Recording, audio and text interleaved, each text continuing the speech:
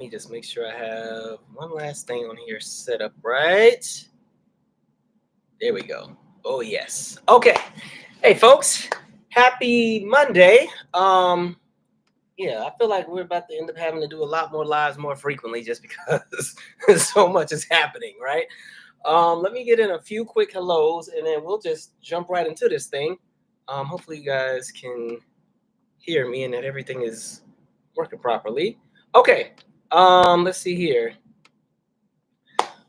What up, D Bradford? Have Hope said, hey, can't wait to hear your thoughts on Babyface situation. Has me ticked off. Yeah, that was nonsense, wasn't it? Avocado Queen, what's up? What's up? What up, Rashonda Fryson? Yes, we talked about this foolishness going on. Yeah, it's a whole lot going on, right? It's a whole lot. Let me see. Just trying to double check something here. Okay. Make sure I got that set up. Yeah, so what up? Serenity Joy, Crazy Homebody Girl, Sarah, you, what's up? What's up? Um, okay, so long story short, a few quick little announcements here, and then we'll just go ahead and jump into things. Because there is so much happening in the world, I'm gonna kind of shift my order around. I normally like to start with the happier stuff first and then close with the the heavier stuff, and then we kind of maybe talk music at the end. I'm gonna just go ahead and knock out all the shenanigans, and then I'll talk about the Grammys at the very, very end. So for those who came specifically for the Grammys, you might want to come back in about an hour and a half. But I suggest you still stay for everything else, right? Few quick announcements. Next book club session, February 17th. We're still reading the Rick James book right here. We have 2 more sessions left, right? Glow, the autobiography of Rick James. We are doing pages 149 through 240. All right. So it's a bit of extensive reading, but like I said, we want to finish this book in the next 2 sessions because I want to get to some literature or to another genre. So we're going to go ahead and sunset that book. So that will be February 17th. And like we normally do, the announcement will be on the community tab, or you can go to my website and it will also have the link and the countdown to the book club. And like we've always said a million times, you don't have to do anything to join the book club. You literally just click the link. There's nothing you need to pay. There's nothing you need to sign up for. If you haven't read the book, that's totally fine too. A lot of times people will just come in and they just like to sit and hear the dialogue and the conversation. So that's fine too. All right. In addition to that, again, of course, happy Black History Month. Now, we celebrate Black History year round, but I would still like to acknowledge the month that has been formally recognized and everything. So make sure you all dive and delve into different elements of Black history that maybe you haven't looked into before. Go to those museums, watch those documentaries, read those books. There's a whole lot going on. I think it's best when we're informed, right? And I think it's best when we're also not even just informed, but also motivated in moments and times when things seem a little chaotic. As far as the podcast, because I know some of you were asking, like Calvin, you said you were going to post an episode on your YouTube channel. Okay, here's my dilemma. Because there's so many weird... Now, the actual podcast episode is already out on the streaming platforms, but I normally will post an episode on the YouTube channel as well. Just as I was about to upload the episode is when the plane crashed, right? And so it's weird because sometimes there will be something chaotic or terrible that happens, and it's in such... I'm not going to say bad taste, but it just feels weird to post certain content. So right now, what's been kicking my behind with this channel is it's been really hard to post, like the podcast or even anything related to my albums, because every other day is some other shenanigans. And I know that if I, upload whatever and something has just happened in the news that everybody's talking about, if people see Calvin Michaels has uploaded a video and then they see it's a comedically hard-headed podcast, I'm going to catch smoke. They're like, hey, this just happened and you want to talk, so I'm trying to weave it on out. But anyway, I will upload I'm uploading episode 32 to the YouTube channel. I will upload that. I won't do it tomorrow because then it's going to mess up the algorithm on this video and nobody see this one. So I'll probably upload that Wednesday or Thursday, right? And then we'll just go from there. I have some other stuff I need to upload too, but I'm rolling with the punches, y'all. Work with me, okay? And I will say, in all this happening, just so everybody stays sane, you really have to find your balance, right? Find something that gives you balance as you maneuver through all of this chaos. And I'm not saying something that is a distraction, right? But more so balance, because we can't just sit and saturate on doom and gloom all day, right? It's not good for us internally or spiritually, right? So just like I said on the last live, the idea is to, and I think my friend Toni was telling me she had heard this on the Clay Kane show. Like, again, the idea is more so observe, but don't overindulge, right? In those moments where you kind of have to mentally tap out, do that. And it's okay, right? Now, it's not saying be blindly and willfully ignorant and just act like ain't nothing going on right now, but I get it. It's a lot of weird stuff going on, right? And lots of shenanigans and chaos. And some of it is, if you follow me on Twitter, you know all of my thoughts and everything. I wish somebody would hurry up and go ahead and do so we can get back to our lives already. But anyways, but as far as like finding the balance, for me, it was always like, I spend a lot of time just really like just listening to throwback music and like music from before my era, like stuff from like the 70s, 60s. I like discovering stuff from, earlier eras, even like the 50s. I like discovering stuff out of the jazz era. I love watching random old concerts from way back when. I think everybody just finds something that gives them balance. I was just talking to a friend yesterday, and they were talking about how, they've just been watching sitcoms and TV shows from the 2000s, pretending they're still in 7th grade, right? Because you just gotta, at the end of the day, as long as we are still waking up each and every day, it is not the time to throw in the towel. So you got to make sure you got the energy and bandwidth to put up with the shenanigans we keep seeing each and every day, right? So for me, it was always music, even during the pandemic. Like one of the reasons why I ended up dropping the 2 albums was at the time of the pandemic. Personally, there was a lot going on because I told you that's when I was having like the health issue with the lungs, and we didn't know what was going on with that.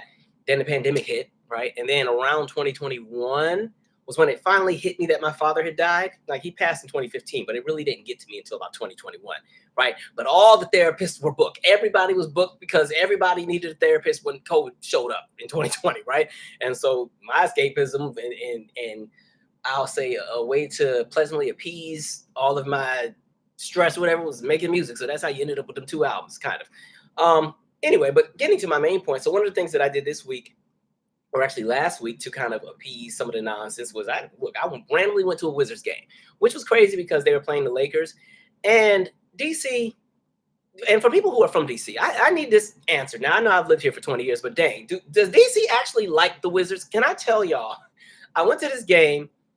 First of all, 60 to 70% of the crowd was there for LeBron and Bronny Jr., the son, right?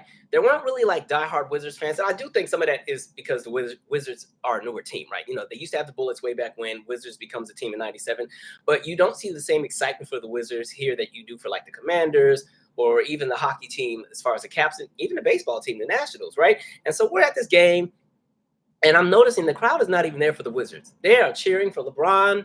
They're booing when the Wizards score. And mind you, the Wizards were getting blown out. Like, it wasn't even close. I was like, dang. Then they started cheering for Bronny. Like, they wanted Bronny to play because, he's been in the G League. They finally, I think he just returned last week, the week before. And I'm telling you, the game was dead the entire time, right? First 3-4 quarters, game was dead. The dance team came out, nobody cared. They were having competitions, nobody cared. As soon as little Bronny came out, it's like the arena just exploded with thunder, like excitement. And they're, we want Bronny.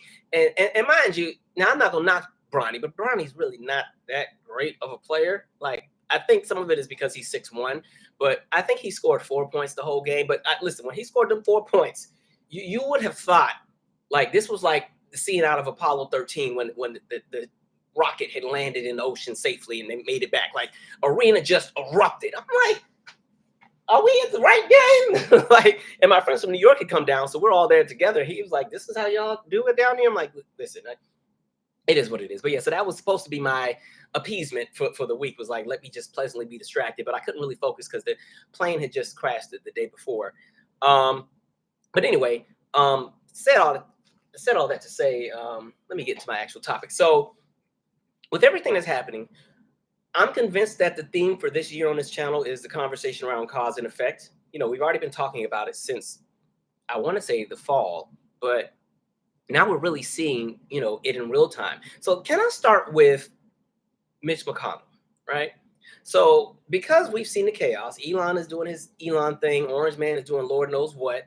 Even some people that used to be in the way, or they still are, but used to be the main ones I was on here whacking all day, it's interesting watching some of them try and backtrack, and now they realize that it's really like an S-word show, and now they finally decided to come to the ship of common sense.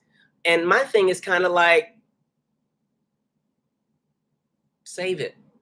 A lot of you contributed to this nonsense. Like, a lot of you, like, don't try to back down now. Like, Mitch McConnell was going off about the tariffs and everything, and for me, it's like, Mitch, I hear that, even though you're one step from the casket at this point, now you want to come to your senses. But it's like, y'all played games for years and years and years. And what's so funny, because it's like you played all these games, and now the games have come to your doorstep, right? Because, Mitch McConnell no longer really has any power in the Senate. He, at this point, is a nobody. He's just there for decorations. And so it's kind of like, now that you're complaining because these tariffs, well, we'll get to tariffs in a second because stuff has shifted. But, that was about to affect his personal bottom line, right? That was going to start affecting the bottom line and the wealth of some of these people in Congress that have stirred up this nonsense. And it's kind of like, y'all sit there and played these games. Like, you had an opportunity to nip this before it got there. And even if we just go to recent times, as recently as the second impeachment, right? We talk about the January 6th stuff that happens. And what's so crazy is it's almost like they have this short-term memory of how things work. First of all, the day of, all of them are in there shook, right? Scared. They don't know what's happening. They just know a mob is coming in and coming after everybody. They don't know who's safe and who's not. You got them over there hiding under the desk, and they got to put on gas masks, and they praying and doing all kind of stuff. And then they're trying to also get people to evacuate. But mind you, half of Congress is like 89, right? So you're trying to get Dianne Feinstein to run and jump downstairs and everything. It just wasn't flowing, right? Everybody was shook to the point where that as soon as things had finally gotten under control, once they finally were able to clear the Capitol and then certify the election, well, Lindsey Graham, one of the main ones, we're done. Donald Trump, I've had enough. I've done it. Won't do it anymore. Won't stand behind him. Like, you saw all of these Republicans who have been enablers of all of Orange Man's nonsense all of a sudden say, enough is enough. He must be held responsible, blah, blah, blah, blah. Okay, all right, we about to see how this goes. And literally a week later, when it's impeachment time, y'all had one job, right? House already impeached him. They voted to impeach. Senate, all y'all had to do was convict him, right? And then also, and even if you didn't convict him, put it into the legislation that he could never run for office again.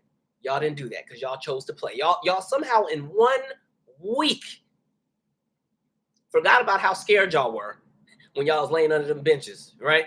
Heartbeats pounding, people's pacemakers about to turn off and overcharge from all the stress, just because they can hear the sounds of the people just coming and tearing up them hallways, right? And so y'all played. You played all these games. Y'all, again, saving face and trying to still play politics when it was like, okay, this stuff has gotten real now. Stuff that people could never even fathom happening, especially on live TV, happened in front of the world. And y'all had an opportunity to correct it, and you chose not to. You chose to continue the nonsense because a lot of y'all were that pressed about maintaining power and wealth, right? And the notoriety that you wanted, right? And so, you kept giving an inch to BS. We've been talking about that too, where in the United States, Americans have just given an inch to so much nonsense that, they've taken those inches, and those inches have turned into feet, which have turned into miles, and now they're running a marathon on all of our lives, right? And everybody got to be collateral. And I think the worst part is, especially as a Black person, you know how irritating it is to be a Black person and you got to be collateral to white stupidity? Like, the rage that brings, right? It's like, these aren't even smart people messing up stuff. These are dumb people. Like, what the heck is going on here, right? And so, again, that love of power, that love of wealth. And when you have that, there's no limit to how low somebody is going to go, right? They thought they had the upper hand and they could go ahead and be the face of all the shenanigans and they could collect all the wealth. Well, guess what? Elon has showed up. Now he's shaking up the Republicans too.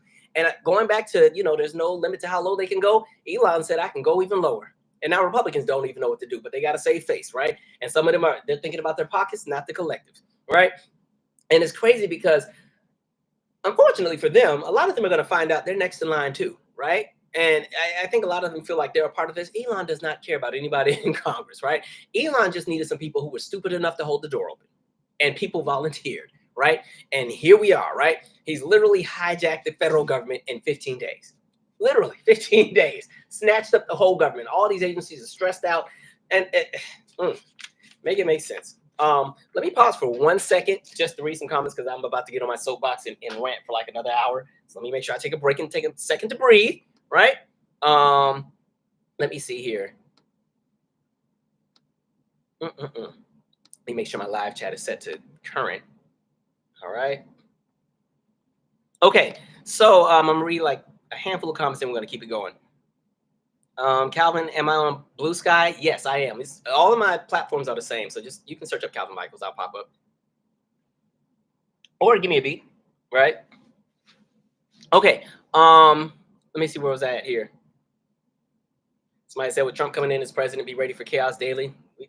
I'm already at the point where I don't even have the bandwidth to be like, we've had these conversations because we kept warning. I'm not even gonna do it at this point because at this point it won't get anything done. It's like what next? We can stay on the I told you so island, but for how long? It's at this point, everybody's feeling it. So it's like we just gonna have to get to what is the next solution. Plus, I think American politics has already been an S-word show before Trump got up in there, right? Trump is just icing on the cake. James, greatness, good point. Be aware, alert, but not, as far as giving into anxiety. Yeah, that's where I'm at. I'm not losing my sleep and nobody's messing up my joy, right? I can be annoyed and irritated, but yeah, that's all I got for you. Somebody says, I've been watching a lot of older shows and movies. Thank you. Victory begins in it's not showing your full name, but thank you. I appreciate it. Somebody said they forgot the Wizards existed. As long as I've lived in DC, I think I've been to 5 Wizards games in 20 years, maybe 5, right? And only one of them was good. And that was when John Wall was still there.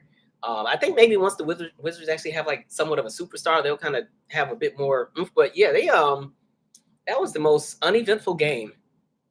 I mean, the Lakers were the highlight, but man. Okay, let me keep it going because I got so many things I want to talk about. So get into the Elon shenanigans. So like we said, I think for a lot of people who are stressed about this, again, like I said on the last live, it's all self-inflicted because the warning signs were there. All the content creators and everybody who kept talking about Project 2025, and we were doing videos and dissecting all 937 pages, and this is going to happen, and that's going to happen, and that's going to happen, and folks still said no. So here we are, right? But so the next thing is going back to Elon. So like I said, he's pretty much hijacked the federal government, right? Federal government's about 3 million employees. And then when you include the contractors, it's about another 2.4 million people, I think, about 5 something million people, right, that are running the federal government. And one of the first things that they did was they went and snatched up the Office of Personnel Management. That's pretty much the HR office for the federal government, right? That's where the main communications come from that go to everybody. And understand the federal government is not limited to just Washington, D.C. The federal government is represented in every state, right? And they have all of these different, things that they do. And so like we've been saying, and I hope people finally start taking this crap seriously, is that the goal has been to dismantle the federal government and privatize it because there's so much money that can be made. In addition to the fact that if they can deregulate many, many, many things, there's more money to be made. Like, understand, race always will play a role in this, but there's also the conversation of class warfare, where now this is the super, super wealthy who've started feeling themselves and recognize that they have an opportunity to come into an amount of wealth that is unfathomable. I can't even get the word out right now, right? Where it's a kind of wealth we haven't even seen before. If you think Elon's $413 billion or something, if they are successful at doing the things that they are trying to do, we might see a few trillionaires within the next few years, right? And this is why, as soon as Orange Man got in there, you saw all the big billionaires start congratulating him. And you saw Zuckerberg and the Bezos and all. Well, congratulations and welcome back. And then I was like, and then you started seeing all the companies and stuff get in line, and you start getting rid of programs and DEI, this and all the other stuff. But yeah, so at this point, OPM is compromised, right? That's why the federal employees are getting emails, being told, go ahead and quit your job, or, all these different things, right? FBI has been compromised. There's currently about 30,000 FBI agents. There's about 6,000 that are on the chopping block right now. And anybody who had anything to do with the investigations into the January 6th, insurrection, all of them are getting gutted, to the point where they have people in the FBI having to tell on each other, and make them self-report what actions did they commit while they were in the FBI? Which investigations were you a part of? Which cases did you prosecute, right? And as soon as there's any element to January 6th, You're up out of there, right? Department of Education, we know, is on the chopping block. They're already actively working to do that now. The VA has already been gutted and compromised. The Department of Defense is compromised. Wow, that's going to be a conversation there, right? Department of Justice, we know, compromised to the point where it's going to get to a point where when so many of these agencies are compromised, there's not even going to be a way to enforce the element of trying to correct the wrongs, because there will be just so many wrongs that they outweigh the actual protocol and the actual process or processes that are supposed to be in place. Like, that's done. Health and Human Services, RFK is most likely probably gonna get confirmed tomorrow, probably, right? And listen, some of y'all be trying to act like he's a cool person because y'all like to run behind some of these conspiracy theories. This man is not a doctor. He's not in the sciences. He's a man that was into his pockets and lining his pockets with wealth and jumped into a bunch of conspiracy theories that lashed onto the emotional appeals and fears of everyday people. And people think this man is about to be a hero, and he is not. Somebody like him being over health and human services in this era where we're more prone to new epidemics and pandemics right now, just because of everything happening in the world, that's the last person that you want in the room, right? Man literally has a worm in his brain. This man literally decapitated a whale and drove with it on his car. His wife somehow killed herself. Now that's another conversation. Too much stuff going on, right? But so we'll see what happens with that. Oh yeah, Treasury Department, right? That's the money. These are people with the purse, the wallet, that literally our livelihood when it comes to those of you who have Social Security, conversations around like what happens with payouts and everything. That's already compromised. The thing is, Elon has put his little Doge people in all these offices and have taken over all these offices. They've gone in, changed computer systems. There's all kind of stuff that they have done, right? And so, like we were saying, when it goes back to that OPM, federal government employees are getting these emails saying you have until February 6th, which is Thursday, to resign. And if you resign, yeah, we'll go ahead and pay you your salaries till about September, which I think anybody with common sense, seeing Trump's history of not paying people, I would not jump on that bandwagon and take that. If I was a federal employee, I'm good on that. Yeah. And then even with that, the crazy part is then I think the rest of the message was saying, well, if you choose not to quit, can't guarantee you that you'll still have a job, right? Interesting. And then if they're doing that, they're also telling people to snitch. Make sure you tell them if you know of anybody who's done any DEI anything, report them. If they've done any trainings, report them. If they've attended a training, report them. If they have a position that was somehow connected to DEI and the title of their position changed after November 5th, report them. And you have 10 days to do it, or you will also face consequences, right? So that's kind of a thing that's going on. And then they also have the piece where they're telling people to retire early. They also have until Thursday to decide to retire, right? And these are not decisions people can just make in a day or two, especially when it comes to something like retirement. Like retirement now, God willing, millennials will get it in Gen Z. I don't know if we'll ever get to retire, but that's something people have to think about long term. Like, do they have enough that they're sitting on to retire at this age? Because government retiring is not the same as like waiting until you're 65 or however old. You can retire out of the government after a certain amount of years, so you might still be in your 50s. Like my mom fully retired from everything when she was 57 because she'd already did, I think, 22 years in the Army, and then I forgot how many she did in the federal government way back when. But she retired, before 60. But for people that retire that early, it's not like you can pull out of your 401k yet. You'll get the penalty, like the 70.5 rule. And then in addition to that, you have to make sure that you are going to be bringing in enough to sustain whatever bills you have, because retirement is not going to be your same paycheck. It's going to be a fraction of what you used to get. So lots of things to think about, right? And then if they're not doing that, they're just locking people out. People going to work, they can't log into their systems. Doors being locked, security won't let them in. And so it's just interesting. I saw the story with like Doge and taking over the USAID agency and, pretty much locked everybody out, told people don't even worry about coming to work today. And what's wild is like Elon is putting random like 19 and 20-year-olds in these offices, and nobody knows exactly what they're doing to these computer systems, by the way, right? These are probably like some tech whizzes that, they've spent their whole life doing the hacking, because, you have like the hackathons and stuff and competitions.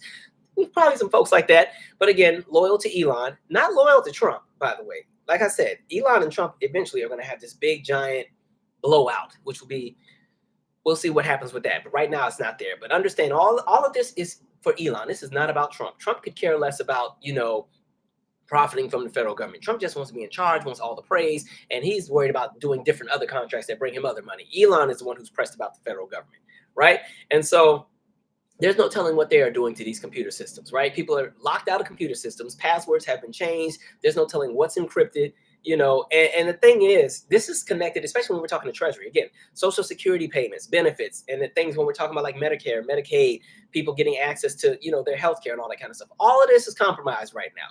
Every last bit of it, all of it. Elon is even at a point where he pretty much can dictate the compensation of what some people may be getting paid in some agencies, depending on whether or not he agrees with what they're getting. That's how wild it is right now. And this is only day 15. Okay, right? Yeah, y'all really let an unelected civilian that's an immigrant who's not even a citizen come up in here and shake the table, right? And I think the signs should have been when Orange Man got up in there and won, and Elon never left Mar-a-Lago for like a month. Like he just lived there, right? This whole billionaire living over in Trump's house all day. What do you think he was doing, right? He was over there plotting, organizing, getting all his people together. That's when he decided Vivek couldn't be at the party no more. Vivek, you had to go, right? So we ain't heard from Vivek since. And so it's wild. And so some people were like, well, don't worry, everything can get fixed and so on. And I kept saying this before the election where we had to stop moving as if we'd always have the same opportunity to fix the rights and right the wrongs, right? Every election, don't worry, we'll just get him at the midterms and we'll get him at the general. And I kept saying, and again, I promise y'all, I'm not trying to be an I told you so. I just want people to start looking at the bigger picture because this is not about me. My ego is not that inflated, okay? But again, the biggest warning was always there might not always be the same opportunity to come back and right the wrongs or correct and fix things. And I think because we as a country had gotten into the habit of just understanding and being used to the idea of every handful of years, well, one, there's an election every year, whether it's, at the state and local level, and we know the federal is every 4, Congress, as far as the House, is every 2 years, the Senate goes up every 6 years, but every senator is not on the same cycle. So every 2 years, or excuse me, every year there's a senator that's running. There's so many things to think about. And I don't think a lot of people really got it, right? And we were talking about how in the United States, because we never really as a country in our lifetime, maybe people who might be from the silent generation, if they're still alive, remember their experience during the Great Depression. But for most of us, anybody probably born after 1940, right? From the boomers onwards, none of us have lived in a country where you have an unemployment rate of over like 60%, as some places do right now. That's never been our experience, right? We've never as a country had to deal with things like famine, right? We've never, even with war, yes, we've had 9/11. Yes, there are random terrorist attacks, and a lot of times it's white nationalists that are doing some of them things like Oklahoma City bombings and stuff. But we've never had to really worry about being invaded. Fortunately, because of one, where our country sits land-wise, it's already hard to get over here, right? If somebody from Europe decides they're going to start sending some fighters just to come blow up some stuff, we got a good 3-hour, 4-hour warning, right? Or actually even more than that, depending on what kind of jets they have. If they're coming from Asia, same thing. You got a warning system. Like there's plenty of time to prepare for whatever would happen. But like these are not things we really have to worry and think about. We never had to really consider, having a leadership that probably will start slitting our throats when we start getting too froggy in some of these protests. Like none of that has been the experience. And I think because many Americans, and I'm really speaking about white folks, because I think black folks have always been on code and understood what you're up against most of the time, based on our voting patterns, right? But because people have never really had to be inconvenienced or have to worry, and a lot of people felt that they could buy their way out of certain things, or they could just move their way out of certain things. Let me just move to a neighborhood further out. Let me move to a gated community. There's folks who always felt that none of this applied to them, or they didn't have to take anything serious. So folks could always just kind of play, right? So now playtime is over. So here we are, and everybody's trying to figure out what to do, and nobody has any answers, right? Because it's a mess. And like, here's where we have the problem areas, right? So Congress is compromised. Republicans, sorry for Republican voters, but your party's compromised. MAGA took over y'all a long time ago. And so you got a handful of actual Republicans who still actually love this country, but they're compromising because they also move as individuals and don't think of a collective. They're never going to go against the interests of what the party is fighting for because they want to stay in power. They don't want to lose those seats, right? So they will continue to let the shenanigans continue. They'll keep the door open, right? Because, so you have Congress that's compromised, right? And this is not just limited to the Trump era. Congress has been an S-word show, in my opinion, since 2010. Once we had Tea Party folks come up in there, that kind of opened the floodgates for what you call unserious candidates to get in the door. Then you let a lot of unserious candidates get in the door, disrupt stuff, get in the way. This opens the door for billionaires to come in and continue to start buying people off, right? And so that's kind of where you have that. And then the courts compromised.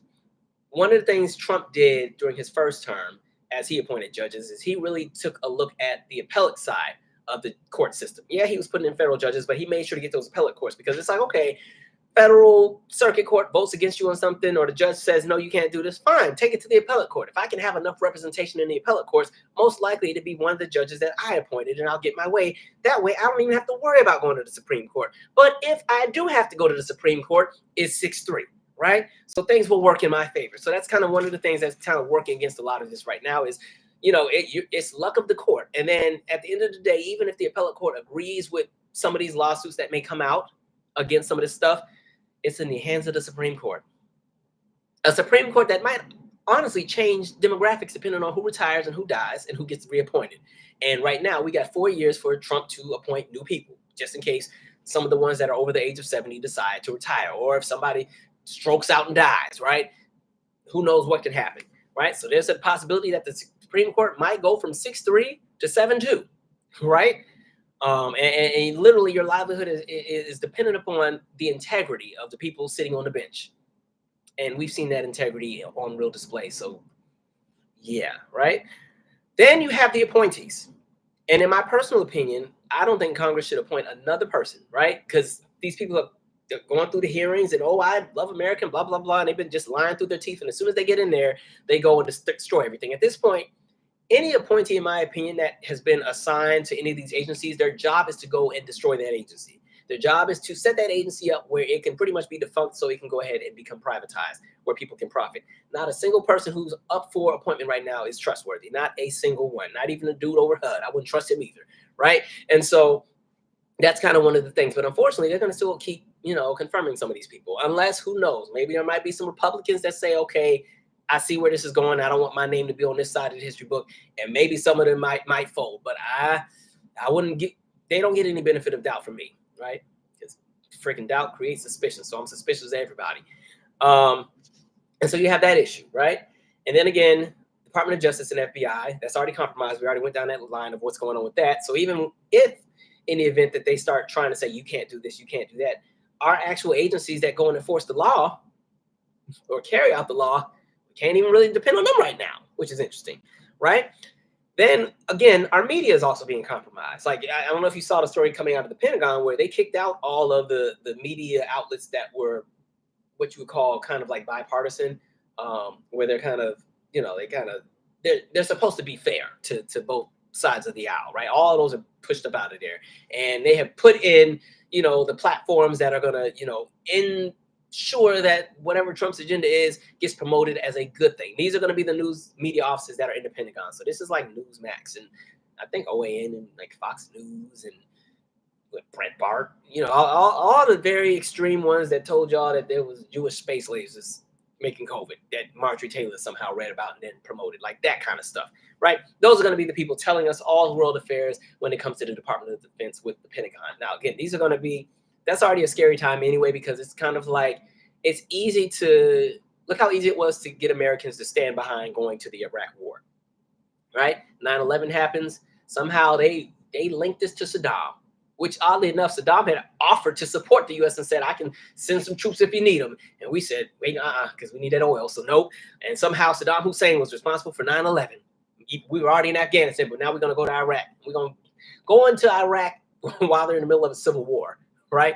And fight a country that technically doesn't really have a united army. And so you go and fight all these people, don't know who you're fighting. Then there's 800,000 civilians that get killed, all in the name of freedom, right? So and the United States, as far as civilians, really ran behind it because this was the time period where all you had to do was keep Americans fearful and they would stand behind any president during war. When we go back to that era of, the Iraq war and even before and right after 9/11, I always bring up that elevated color system that used to be there. Those of you who are old enough, you remember it was red, orange, yellow, green, blue, right?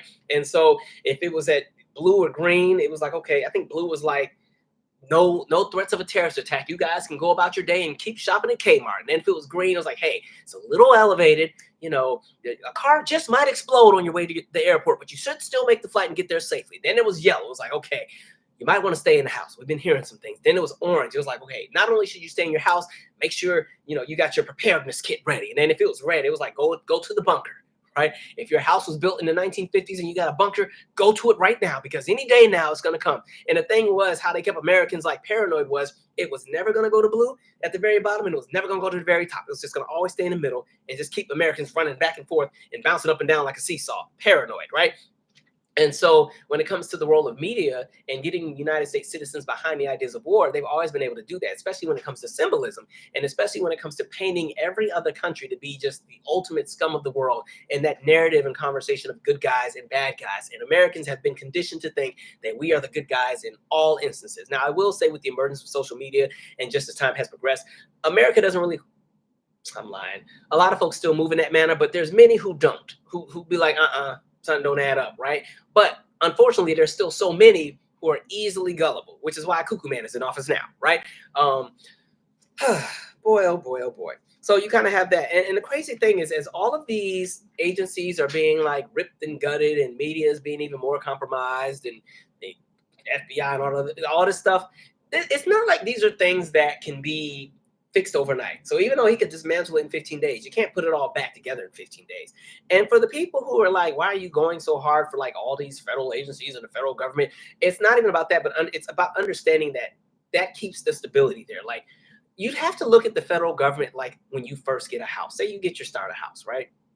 You're married, you get your house, right? At first, it's just a house. Let's just say that house symbolizes the United States when it first started. The house is just there. And as you live in the house, you start to notice that there's certain things that you're going to need to make that experience in that house make a little more sense or be more comfortable. So, maybe you got some crazy neighbors and they got a dog that keeps going and tearing up your garden and digging up your carrots and stuff. And so what do? You build a fence. That fence represents an agency that was created to solve some kind of problem that was taking place in the U.S., right? And then, you know what? You have a yard. Somebody has to keep cutting the grass. So now that's the thing that's going to have to happen, because this is all about maintaining the house. Maybe the house didn't come with a garage. You build on a garage to the side of the house, right? So that's an element. Somebody has to build that garage. Somebody has to, do all the stuff and make sure the dimensions are right, make sure the car can fit in there and everything like that. Maybe you and the wife have a baby, or 2 or 3 or 4, or if it's the 60s, about 6 or 7, right? And so you got to add on extra room to the house so the baby has a place to stay, or the babies and everything else like that. And maybe you're going to paint the rooms. Like, all of these different additions to the house kind of represent what all these agencies are there for, right? And eventually, you're going to want to put furniture in the house. You're going to want to start swapping furniture out, because that couch is going to start getting old, right? Keep sitting in that same spot. That pillow ain't as good as it used to be. You buy one of them cheap couches off one of the discount brands. And so, you got to swap the couch out. Maybe because the kids keep busting their head open on the hardwood floors, you got to switch the carpet. And then you changed your mind about the carpet because they kept spilling juice in it. So took the carpet back up, and now you got tile because the kids are teenagers now, right? All these kind of different things. So, and that's kind of like where the federal government kind of falls in. Most of these agencies were either there for securities purposes or protections or like public health, right? And one of the things I think people need to start thinking about too is FDIC. That's one of the other things they really would like to gut and chop down, especially in this era, because Elon and crew are really latching on to like the cryptocurrencies and a few other things that they would like to do, especially Dogecoin, right? Understand FDIC is what insures our money. Who's to say that in the same way that all these random folks have somehow got access into all of these federal agency computer database systems, who's to say that they can't get into your bank account in the next few weeks? Or whatever it is, and then determine what it is that you have and what you get, how much you can spend. Like, I ain't trying to scare folks, but at the same time, I'm trying to scare folks. Like, it's real out here, right? And so that's kind of just the things that I think people have to kind of think about. And what was I going to say? And the thing with Elon too, this is not, he's made his selling point in conversation about this is to clean up the federal government and cut wasteful spending. Elon's MO is not about cleaning up, not at the federal government. Like I said, this is to line and enrich his pocket, but he's going to use that talking point to get people to think, oh, the federal government has all these problems. Like, we've seen enough happen when there's not a lot of regulation, right? Well, that's why there's a lot of things that are regulated now. Everything from how we fly, what happens with the railroads. Like, again, homeboy started deregulating stuff when he was still president the first time, and then we started seeing all those trains derail, right? Chemicals being spilled, going all into the rivers and everything. Like this stuff is legit. So I really hope people start to kind of like pay attention to the bigger picture and not just live in the now. That's why I kept saying the idea really is about the conversation of cause and effect, because the more you dig, the crazier things get as you just look into the origins of how some of this stuff even came about. And what's even crazier is as they're doing the things that they're doing, it goes back to what we've been saying on this channel for a long time. They're cementing. So even the current acting Attorney General, Ed Martin, had already stated anybody who tries to stop or get in the way of these Doge folks that are messing up the computer systems or firing people or doing whatever, you will be prosecuted. I'm like, how is all this happening with an agency that isn't even a real agency? Like, that's the part that gets me. Like, what? And now with, again, reinstating like the qualified immunity laws and the new laws that have come against rioting and protesting, it's not even the same environment. Folks can't even move the same way they did in 2020 because things have shifted, right? And I think that's one of the things that has kind of changed the narrative. And some people are saying, well, when is Congress going to do something? Congress is back in session on Wednesday, the 5th. But there's only so much Congress can do as far as like if they are like trying to sue. As a body, the only person that can sue on behalf of Congress is the Speaker of the House. We see who the Speaker of the House is right now, Mike Johnson. He's a part of all this. So this is all for him. He's having a great time, right? So he will not probably be actively doing anything to combat or stop any of this. The only thing Congress can actively do right now is try and utilize the court system. But again, we have a compromised court system. And so Congress, unfortunately, again, it's currently run by Republicans in the House and the Senate. Democrats are kind of powerless in this moment. Which kind of sucks for them, unless they can collaborate and somehow come into a healthy camaraderie with a few Republicans that have a little common sense. That's literally that's it. That's what we got, which is interesting too, because I'm like I said, this is gonna start hitting everybody, not even just everyday folks, but even some of these folks in Congress. It's gonna start hitting their pockets too. And like I was saying, that's what I was saying. Like as far as the appointments, I think for Congress, to kind of slow some of this, they should not confirm any other person that is being nominated for any of these appointments. Like, nope. I'm gonna pause for 1 sec, just because I'm kind of like on one long rant here. Let me read a few comments, and then we'll kind of go from there. And by the way, I don't want to hear nothing about what Kamala should have did and blah blah blah. We're past that. She ain't in office. She's a civilian. She probably will never run again for any kind of. Well, maybe she might run for governor of California. I don't know. But at this point, trying to still blame Kamala for whatever smoke you thought you had for her, we're past that. It don't matter anymore, right? This is what some of y'all decided to settle with because y'all had that much smoke for that lady. So do not bring her up in this conversation. That's come and gone. All right, that was before January 20th. You had until the 19th to get it all out. Okay, I'm going to try to read the comments. Some of you guys have also sent super chats, so I'm going to try to make sure I catch each one. Let me see here. Thank you, Eugenia Gomez. Thank you, Ryan. Thank you for teaching us so much. I use timestamps to share topics with my son from Ohio, or love from Ohio. I appreciate it. And like I said, I always put the timestamps as soon as this live is finished. Like as soon as I tell y'all good night, then I gotta go right back through my own live, be half sleep tired, trying to give y'all the timestamps because folks be like, I ain't sitting through no 3 hours, and I'm like, I get it. That's why I gave you some timestamps. Jasmine Jones. Thank you, by the way. Trump personifies the rot in our political system. He puts the very things they try to do in the dark on full display. Sadly, his supporters think he's anti-establishment when he's not. Exactly. He knows how to use those talking points, which I'm going to get to in a little bit, especially in my conversation about symbolism. We've had it a few times, but I think we haven't really stuck it out yet. Let me see. Nerd Large, thank you, said, Dems don't seem like a viable opposition party anymore. I totally agree. January 6th should have been treated as an existential threat, and it should have been Richard the third time. Instead, they rushed to return to normalcy and let MAGA reorganize and spread. Well, I will say in that point, they did actually, do everything in their power to impeach and convict. And I think on that aspect, Republicans weren't budging on that one. Again, now I agree with you in the conversation of, I think to an extent they've normalized some of this, or they played into it. Like even with the conversations of immigration and stuff, watching how quickly they were trying to cave because they were trying to, pull in a few new voters. Like it's kind of like you either got to be 10 toes down in one aspect or 10. You can't keep going back and forth and playing these certain games. So I think there's some moments where there's more they could have done when they were in power. But the craziest part is looking how quickly Trump was able to dismantle everything. Somebody had said too, like, the way that Trump is moving just shows that Obama could have did more when he was in office. I was like, now we go way back to 08 and 09. And I think, okay, I think in that conversation, people are getting above their heads. Obama was still not a white man, right? And so he was only going to get so far. What's giving somebody like Trump the agency to move this far, this quickly, is again, he's able to latch on to the grievances of white Americans who feel that they're losing something by the existence and success of anybody who looks like this, right? And so a lot of people will give him a blank pass to do whatever he wants and put and fulfill all of their trust and put it into him because they feel like he's going to do it. Even some of these people who have been pardoned after January 6th. There was one guy, I forgot what his name was, but he was talking about how, he wants to go and start a militia just for Trump to enforce the laws, and he's willing to die for Trump. This is how far it's gotten into that conversation of extremities, where we're not even dealing with everyday people now. This man has become some of these folks' religion, right? And whiteness is that strong where, again, I've already said a million times, none of this will really stop until white America gets collectively tired. But that would mean that they'd have to acknowledge that they've been on the wrong side of history for many, many years. And they're not going to do that. So I don't know what's supposed to happen here, right? And so that's kind of where we're at. Let me go back up and make sure I get a few of these comments in here. And that's why I said in my statement earlier about having to be black and being collateral to white stupidity. Like, none of us collectively voted for any of this, but we got to be the ones that deal with all this. That's the part that's annoying, right? Somebody said, is there a way to arrest him? Isn't this illegal? That's my thing. I don't know how Elon hasn't been arrested for something yet. And the thing I will say is because it's still so early on, there's still technically time for these agencies to still have a little bit of weight before they're fully gutted and screwed over and we don't know what's next. But like, yeah, child. Woo, woo, woo, woo, woo. All right. Let me see here. Somebody said RFK is like Joe Rogan. RFK to me is a joke. I can't.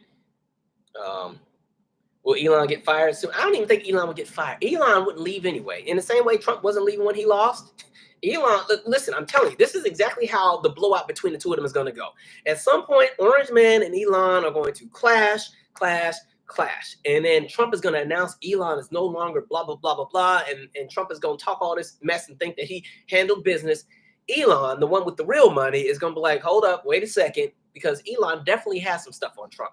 To me, Trump is compromised and definitely is in debt to folks in Russia and some of these other countries and some of these other people that have given him loans in different banks and everything like that. So Trump is tied up in a lot of stuff. Some of Trump's movement is more so about enriching himself and making sure he's good. It's not even about the country, right? And so Elon is probably sitting on some things that would definitely destroy Trump, period, right? He's seen the conversations about people thinking the election may have been stolen and all. So there's all these different conversations. We'll get to that when it gets to it, if it gets to it. But like, they're going to have this blowout. Elon is going to put all the Trump's dirt on Front Street. It's going to be an ugly, ugly, ugly scene. I think that's eventually when Republicans will be divided on where to move. And then you're going to have like a divided Republican majority still fighting with Doge. Doge will eventually start falling apart as far as those people, as far as people that are in it, because it's not really organized. Marco Rubio will cave. Right now he claims he's the person that's the director of the U.S. aid agency. He was appointed, and then he appointed somebody, but he has not revealed who that person is. I think, I also think eventually, depending on how chaotic Orange Man and Elon continue to do things, somebody is going to make that attempt on both of them. And I really think it's going to be a poor white person, honestly. I think it's going to be some poor white person that's down to their last dime and gave all their trust to Orange Man because they thought he was going to make them have prosperity and be wealthy, and they would get to live in an America that they dreamed and fantasized about based on the images that were presented in the 1950s for white folks. And then when they realized that they were let down and bamboozled and their benefits were gutted or canceled, or their mama needed surgery, but the Medicaid or Medicare couldn't do it anymore, and the mama went on to glory, they're going to go out there and spray everybody, right? That's my theory. We'll see what happens when it does. But that's really what I think will happen over time. I don't really put the power in Congress to really get much done right now. It's just Congress, even the people in Congress are going to have to get tired. Like you see Mitch finally starting to cave, but I'm like, Mitch, all of your minions and your children that you've inspired are now in Congress, and they're young and energized. They're not tired yet because they're young. You're tired because the casket is calling. Like, man. And this is not to sound ageist or anything. I'm just saying, like, Mitch has been there a really long time, and Mitch keeps falling and freezing and staring off into space for 3 hours doing an interview. Time is coming for him, or time is running out.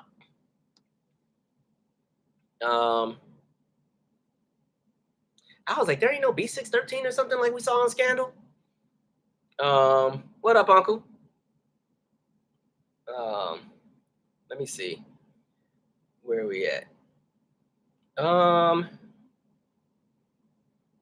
Somebody said we've got a lot of chocolate covered white people, all skin folk and kinfolk. Yes, Clarence Thomas, we know. Tim Scott, we know. Byron Donalds, we know. Paris Denard, wherever he's at, we know. Like, yep. Somebody said, I have a feeling the U.S. is dead. How does the country survive? I've been physically ill for the past 2 weeks. Like I said, Americans have to just get tired, and they're not tired yet because Americans are still comfortable. And I wasn't even going to make this point tonight, but I think the challenge that separates Americans in 2025 versus other moments when the country was in despair is that we have so many distractions, right? Now, I do believe people can walk and chew gum at the same time, but just think about even everything that's happening right now. What's also happening on the other parallel, right? So on one parallel line, it's all the chaos with the economy, the tariffs, Elon, Congress, Trump, agencies being gutted, they going and ICE is doing whatever they're doing, all that's happening. And then on the other side, you have all these things happening, right? So the Captain America movie's coming out. You got the Super Bowl this upcoming weekend, and everybody's talking about the halftime show that's coming. We just had the Grammys. People can sometimes escape from the nonsense through entertainment, through sports, right? And I'm not saying that you're not supposed to watch any of this or anything like that, but I think what ends up happening in that same way where people are trying to find that balance kind of gives people reassurance that things will be okay. And that's kind of the scary part, because it's like, we don't know if that's the case yet. And so in this era where people can be a little bit more comfortable, people are not as enraged. Like you would think, like, listen, if this were even 20 years ago, I feel like the climate would be very different. And then we also have social media. And I think social media serves as a place where a lot of people can vent their frustration and be heard or seen, whether it's YouTube, whether it's Twitter, whatever outlets. And so some people will write a whole dissertation on whatever platform on Facebook, and they can breathe a sigh of relief because they had to get it out. Go back some years when none of this stuff was out here and people needed a way to get it out. They took it to the streets, right? Or they went and folks got handled, right? None of that's really happening anymore. So I don't know, but it's just interesting, interesting times. And that's why I always say, like, yeah, still have your balance, still do those things that kind of keep you in a place where you can still stay sane, but don't clock out from reality and don't allow things to just become normalized. We as a society have continued to normalize. And I'm only saying we because I'm speaking of the United States. I'm not saying us, but just the United States collectively as a country, right? Continue to normalize nonsense. We were only able to get to this extremity that we're in now because, like we said, we kept giving, not we, but Americans kept giving inch by inch by inch by inch to nonsense over the last few decades. And like I said, I think a lot of it started from the Reagan era. Now, some would say Nixon onward because Nixon probably should have went to jail, right? But even with that, think of that. Like, think of how Nixon and Watergate, is like Sesame Street compared to everything that's happening now. Trump, if he wanted to, could go have a whole Watergate moment tomorrow and it wouldn't even be on the news. Nobody would care, right? Because there's just so many other things that have taken place. And so, yeah, it is a time here. Let me see. Oh, and attention spans are shorter. And I think that's one of the things, that's one of the pieces that was in the whole Project 2025. And then that's also kind of one of the things that you would say would be in the handbook of how you overtake like a nation and put in oligarchs and authoritarianism, right? You just bombard the people with so many different things that they can't even focus on one thing because let's just go down the timeline, right? Cuckoo Man gets in there, now while everybody was laughing at Carrie Underwood for whatever she did with her national anthem, because for some reason she thought she was going to get the Beyonce treatment and she was mad that she didn't.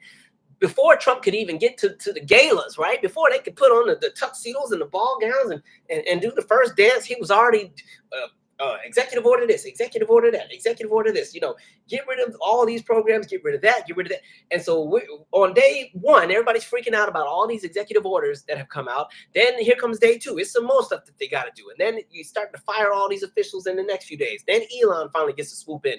And then his folks are taking over some stuff. Now, then you got planes crashing, right? And everybody discovers all these people that were in the FAA that were let go. And now the man wanted to start beefing with Canada and Mexico out of nowhere. We ain't never had a problem with Canada and a problem problem with Mexico in years, not in our lifetime. Now all of a sudden they public enemy number one. And so you got that going, right? And then somehow they pissed off the Selena Gomez because she was crying because she had a little bit of empathy for the families that are dealing with what they're dealing with. And the White House releases a video specifically for Selena Gomez, right? And so there's just all these different things. And then you still got the confirmation hearings and everything that's happening with that. And the people that are sitting up there just lying through their teeth so they can get into office and so on and so forth. And so you're bombarded with so much, people don't even know where to start, where to go, what to give their attention to, what to kind of bypass as fluff and what to take seriously. And at the same time, you're watching the federal government be dismantled and lots of employees lose their livelihood. I've already said, I don't know what the DC metropolitan area is going to look like in the next few years if they're successful at getting rid of all these people, because that's literally this entire area's economy. That's that black middle class that lives in this area. That's how they got there. It was federal government, them good government jobs, right? And so, and then it expands because then there's a conversation of defense contracting. And a lot of these companies like Booz Allen Hamilton, Northrop Grumman, Raytheon, who else? I'm scared. Galaxy Scientific, General Dynamics, all of these different companies that have partnerships with the Department of Defense or the federal government, they lose contracts as well, right? Then their money starts getting funny. So then you start seeing that realm start getting chopped down as the demand gets less and less for certain things. So again, there's so many things that I think are happening. And one of the ideas is bombard people with everything where they just eventually just tap out and stop caring, right? There are some people who already have said, I'm just going to be, I'll just stay blind to it. Because they, I go to sleep every day. It is what it is, right? You got some it is what it is, folks, who it is what it is all the way to the grave, right? To the point where the family won't even have enough to bury you. And the family be like, well, it is what it is, right? So, okay. Let's see here.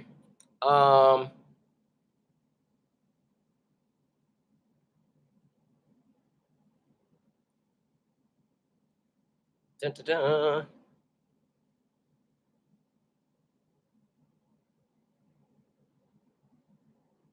So yeah, we'll see what Congress does. Calvin, how do people get more organized and involved?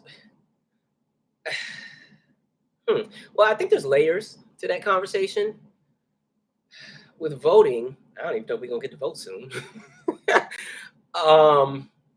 At this point, I think that the first step is one, getting all of the people who have the credentials to be in litigation, as far as all of these different lawyers who are going to start racking up the lawsuits. I think that's the next thing that's happening right now is you're about to start seeing a lot of lawsuits. I will say for people who are in the federal government, there's probably going to be a lot of lawsuits launched within the next week or two to kind of protect some of their jobs, because that's going to be a thing. There's going to be lawsuits it's really lawsuits right now for the people who can fund, these agencies that do whatever they do. So that's one piece of it. I think the other piece is it's also still strategizing for the long term. Politics is an ongoing game. Nothing is ever set and is ever precedent. Even though I say they're always working to cement things, I say they're always working to cement things because things are never quite cemented. They're going to always still be working towards it. So that even means start thinking about, like, if you know somebody that's great, that you think would be great in politics, don't say me, please. But, start pushing those different candidates that can go out there and start trying to change and shift things. The other conversation would be to start infiltrating some of these establishments that are already compromised, even if it means somebody got to pretend to play the role until they get in the door and then start undoing stuff. Because that's what I've been seeing happen in Congress, where people will run as Democrats and then as soon as they get in there, they switch and become Republicans, right?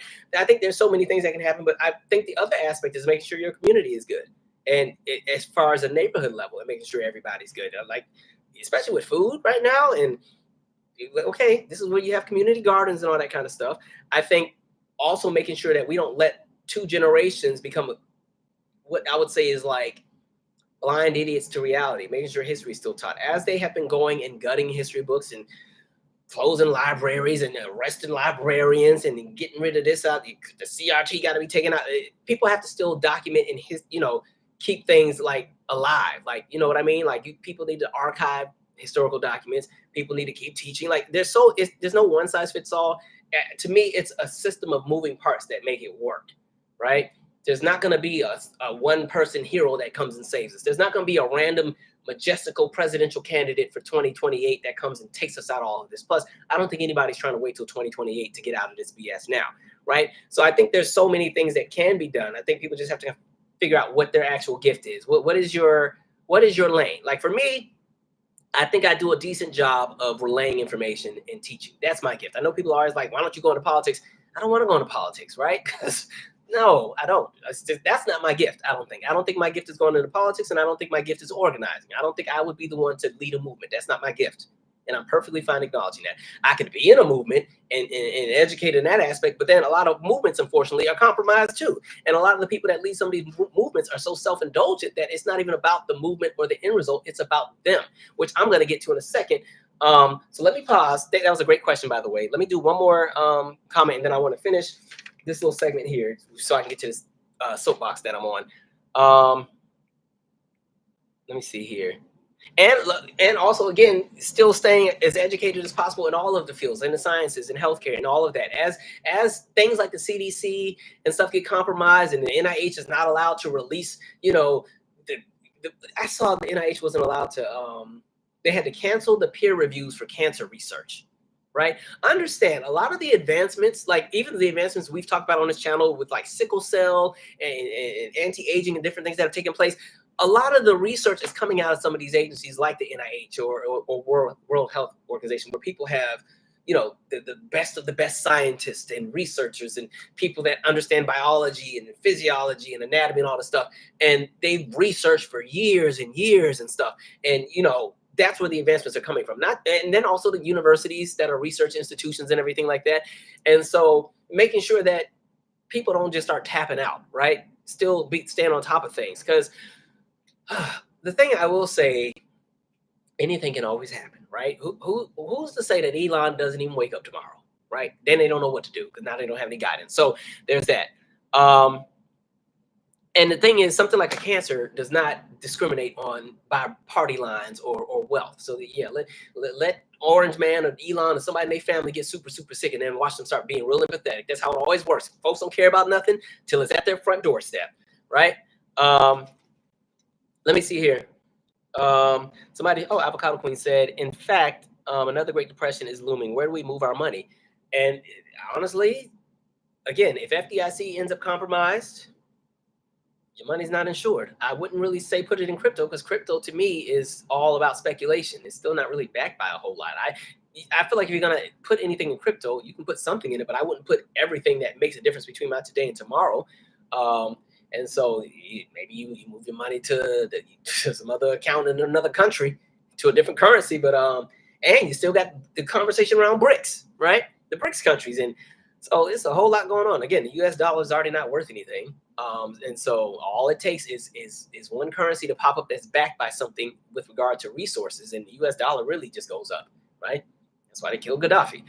All right, let me get back to my messaging here. I'm gonna leave that. Okay, so then Orange Man and these stupid tariffs. The other problem is, for some reason, and this is not just Trump, but I noticed this with a lot of white men, right? Especially conservative white men. A lot of white men have been taught and conditioned to believe that whatever they say is right, no matter what. They don't got to back it by anything. They don't have to have any research. They just say it, and it is what it is. Even if you've ever had a minute to, like, sometimes people will send me, some of these random podcasts and the red pill bros, this and this. And sometimes I don't have the bandwidth to sit through that crap, but every now and then I'll entertain it for 2 or 3 minutes. And to hear the level of confidence that comes out of their mouth with nonsense that they spew out, I'm like, that makes no sense. It makes me think of the one guy that was saying that nobody ever needs to retire. I forgot who it was. He's like, nobody that's able-bodied should ever retire. Like, why are you retiring? You should work until you die. I'm like, wait, I'm supposed to work until I can't, I just drop dead, huh? Absolutely not.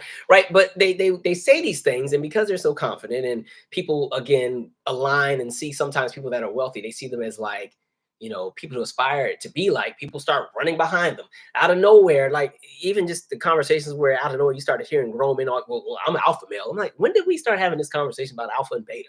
When did that become a deal? Oh, I'm an alpha male. What does that mean? To me, that just means that you as an adult can't control your emotions. So you have to be one extremity or the other, and there's no in between. And then you give it a pass, or you give your poor decisions a pass because you want to hide under the title of alpha male. I'm like, it makes no sense to me. Or a red pill, bro. I'm a red pill. Grow up. We're not in the Matrix. All right. But anyway, so getting to my point, one of the things with somebody like a Donald Trump, because he's always been wealthy, He's never had to be held accountable for anything. He's never had to challenge himself as a thinker. So he thinks everything that he does is the most, just the epitome of greatness. And so next thing you know, now we were going to have tariffs against Mexico and Canada. And even before he got into office, the Congressional Budget Office, he already said, Trump, tariffs would be a horrible idea, not just for the other countries, but really for the United States. And then you're talking about 25% range, like a quarter. Americans would literally buckle under it, right? And the craziest thing is Trump has been talking about these tariffs since 1988, before he was even president, right? When he was still having all the failing casinos in Atlantic City and the failing businesses and the failing Trump steaks and the Trump Airlines and whatever else he had, he was still talking about tariffs then, right? And this was more so just because of the smoke that he had with other business leaders from other countries who were doing better than him. And so his idea was, we'll just punish you so you can't do business here. And then I can have it all for myself, right? And he has never let that theory go. So here we are, all of a sudden, Canada's our enemy, right? And not only that, we want to take Greenland too. And we want to take the Panama Canal. Now, Panama was giving back their canal about 30 years ago, I want to say. And now all of a sudden, we want to go over to Panama, take over their canal. Like, all of this is about money, right? And this is not money that's going to go and trickle down to the American people. This will line the pockets of the super, super wealthy. Again, that's what the intent is. At this point, understand, they're not moving for us. They're moving for them and their cohort. And when people always say, well, this is why you need to email your senator or contact your senator. No, that worked in the 60s. We're not in that era anymore. They don't even do anything when you call your senators and say anything. It just gets documented and reported. Like, you can call and say your 2 cents, but it's not going to really do a whole lot. But if you just want it to be on record, go for it. But so anyway, Trump has been told a million times these tariffs would be a horrible idea. He doesn't care. He says what? It's going to start on February 1st. What ends up happening? They both go into effect. Stock market starts crashing immediately. Trump gets scared. He in Mexico done work something out. Now they're going to pause it for a month. He in Canada work something out. They're going to pause it for a month, right? And it's just like, and then the justification. And by the way, we're in binding agreements with both Canada and Mexico. These weren't even tariffs that were technically legal. These would have had to be something that would have gone through Congress, by the way. But again, Congress is doing their own thing. But yeah, and so again, moving just off of his own ego, and he could care less. And now the other thing is, to me, he caved immediately because he recognized that, okay, if the stock market starts crashing and all the rich people start chewing him out, he will not be as beloved. Somebody like Trump loves the attention. He loves praise, right? He loves people to worship him. So even though he does not like to admit that he's wrong, he also doesn't like to be on the side of people not loving him or worshiping the ground he walks on. Elon is kind of in that same boat as well. To me, Elon seems like somebody who has no real friends, and he's found a way to maneuver through life by utilizing his wealth as power. And since people don't really care for him as a person, he forces people to care about whatever it is that he wants. So, so even with these tariffs, I'm like, you literally were going to sabotage the relationship with our 2 closest neighbors and 2 of our biggest trade partners, right? To the point where it wasn't even just about goods. We're talking electricity. We're talking all kind of aspects and different things. And understand that Mexico is even pretty much our ambassador to our relationship to the rest of Central America and South America, right? Like, there's so many things to think about. And the other thing too, is even with Trump and the nonsense with NATO and how he kind of wants to pull us out of NATO too. And now, I'm not really a war person. I think war's stupid. I hate that it becomes a thing, because really none of us as individuals have beef with somebody in another country. Not a single person on this live chat has smoked for somebody in China, because most of y'all don't know nobody over there, right? There's no person in China that has done something to you where you're so mad that you got to go over there and go blow them up. And vice versa. All of the smoke is with the leadership. They all hate each other, and they make us do the fighting while they all sit up top and watch and collect checks, and then still be having dinners and stuff together. But convince all of us that our enemies are all of our neighbors and everybody around us, right? Even when we're talking about the whole immigration thing, it's interesting that Trump ran so hard on this immigration. And then honestly, look where the priority is. If you want to talk about these deportations that some of y'all were running behind that would make things better, the deportation numbers aren't even high. They're almost still at the same levels as when Biden was in office, and are lower than when Obama was in office at the moment, right? Mr. Day One is, we're going to get rid of 20 million people. It ain't really happening because all of the attention right now is destabilizing the federal government and privatizing that. So latch onto the conversation about immigration, make everybody think that Pedro, who's doing Uber Eats, is the reason why your life ain't together, and focus on that part. And so get everybody pissed off about that. And yeah, there are some other things happening within the different cities with regards to resources being allocated to different groups, and some groups are like, hold up, wait a minute, how are they getting this and we're not? Get all that going, right? You get the working class and the middle class to fight each other over everything, and again, the rich folks are doing what they want to do, to the point where now some 19-year-old is playing with your grandma's social security. Keep that smoke for Pedro, though. That's how y'all wanted to move, right? And so the tariffs thing, nonsense. And now apparently this is going to come back again in a month. We'll see. But yes, this guy is running and moving on vengeance, right? And like I said before he got in there, I kept saying it would not be like 2016. People kept thinking it would be like when he got in there the first time. The first time, there were still protections that kind of kept everything flowing. He got to still do a lot of the things that he wanted to do, but nobody was worried about whether or not they'd have a job the next day. Now, everybody's out. Everyone who went against him, everyone who tried to speak some common sense, none of them are in the room, right? None of them. There's nobody that has an element of empathy in the room. So he gets to be around nothing but yes men and move with vengeance. So good luck. And the weirdest thing too is it's weird to see that there's not really a lot of kickback, because even with the whole federal government thing, now I get it. This is people's livelihood, but at the same time, it's your livelihood, right? The fact that maybe less than 1,000 people have literally just dictated what's going to happen to over 3 million people baffles me. Like, how did Elon get up in here? I can't imagine being at a job and then Elon shows up talking about all the things that we're about to do. And I wish Elon, the way I would punch Elon in the throat so fast, like there's nobody that can snatch him up in the hallway. The way I would punch Elon in the throat so quick, and I mean, I get it. I'd go to jail, but you know what? I would sleep good knowing he would never sound the same again, because that voice would be jacked up. He'd be sounding like Mickey Mouse every single day. And every time he'd open his mouth, people would bust out laughing. Never take him seriously. But like, it's wild that everybody's kind of just sitting and rolling with all of this. Like, okay. But like I said, I think until like white America collectively gets tired, we're not really going to see a whole lot of stuff changing. All right. Elon, I'm sorry, and I'm not even bluffing. I will take that charge. I hope I never see him on the street, because I will happily take that charge. It's fine. At this point, I will take it. I will take it. It's because he talks so much trash. That's what be getting me. He be running that mouth on Twitter all day. I'm like, and I got him muted, blocked, and he still show up. I'm like, this is the most irritating. And then he looks crazy. He looks like the bad guy. You know how people sometimes get that look? I don't know what doctor he went to and what they injected and pulled and tugged, but it did not help. Like, you're supposed to look like $1 billion. I don't know what he looks like. Like, my God. All right. Let me read a few comments. We're almost through all the heavy stuff, guys. We are not ending tonight on a bad note. So I'm just trying to get it out the way now. Let me see here.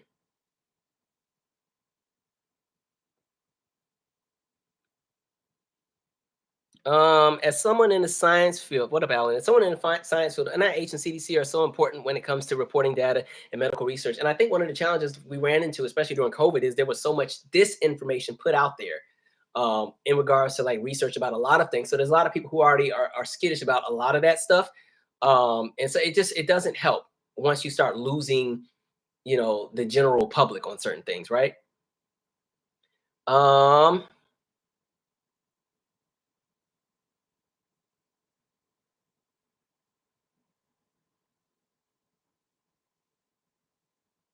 Let's see. Let me see here. Where we at?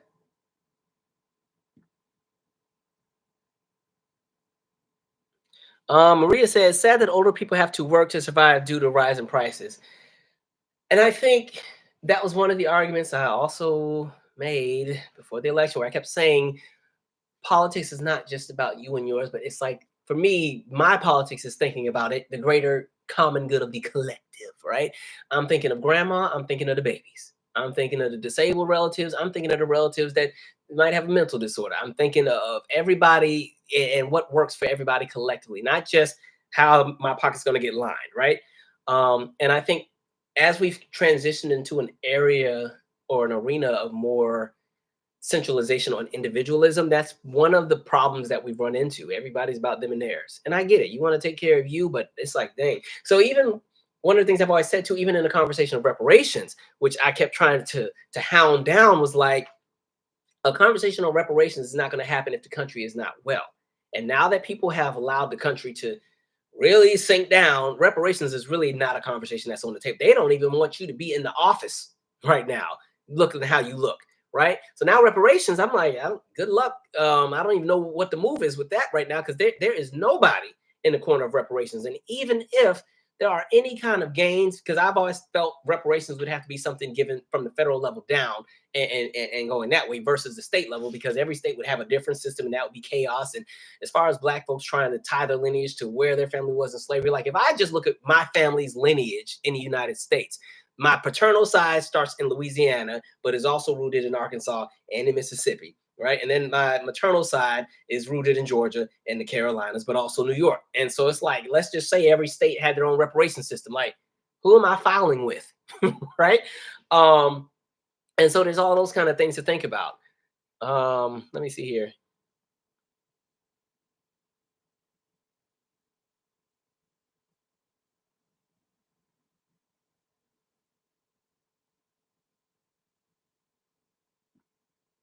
There is, hold on. Somebody had a great comment, but my chat just jumped.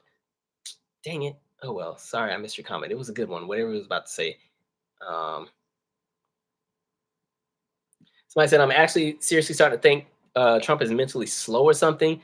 Like, he just does the stupidest things to crash the economy. It's bizarre. He's a narcissist, so he's never gonna see the flaws of his actions because he's always been conditioned to think that he was right in everything. I mean, his own family, half his family be going against him, minus the kids. And yeah, and now I feel like he's also being a little bit delayed. His commentary doesn't be making sense sometimes. Yeah.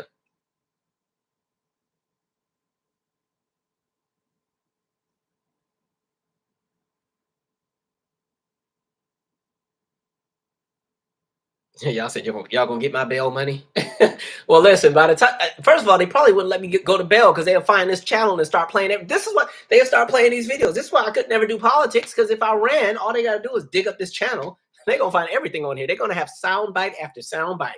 And the only thing I could do is like, yeah, I said it. I wouldn't even be able to try to play the political game and walk on eggshells. I'd have to just be 10 toes down. Yeah, I said it, and I meant it. Because what else can I do? Simone's Curio. Have you heard of? Thank you. Have you heard of network states?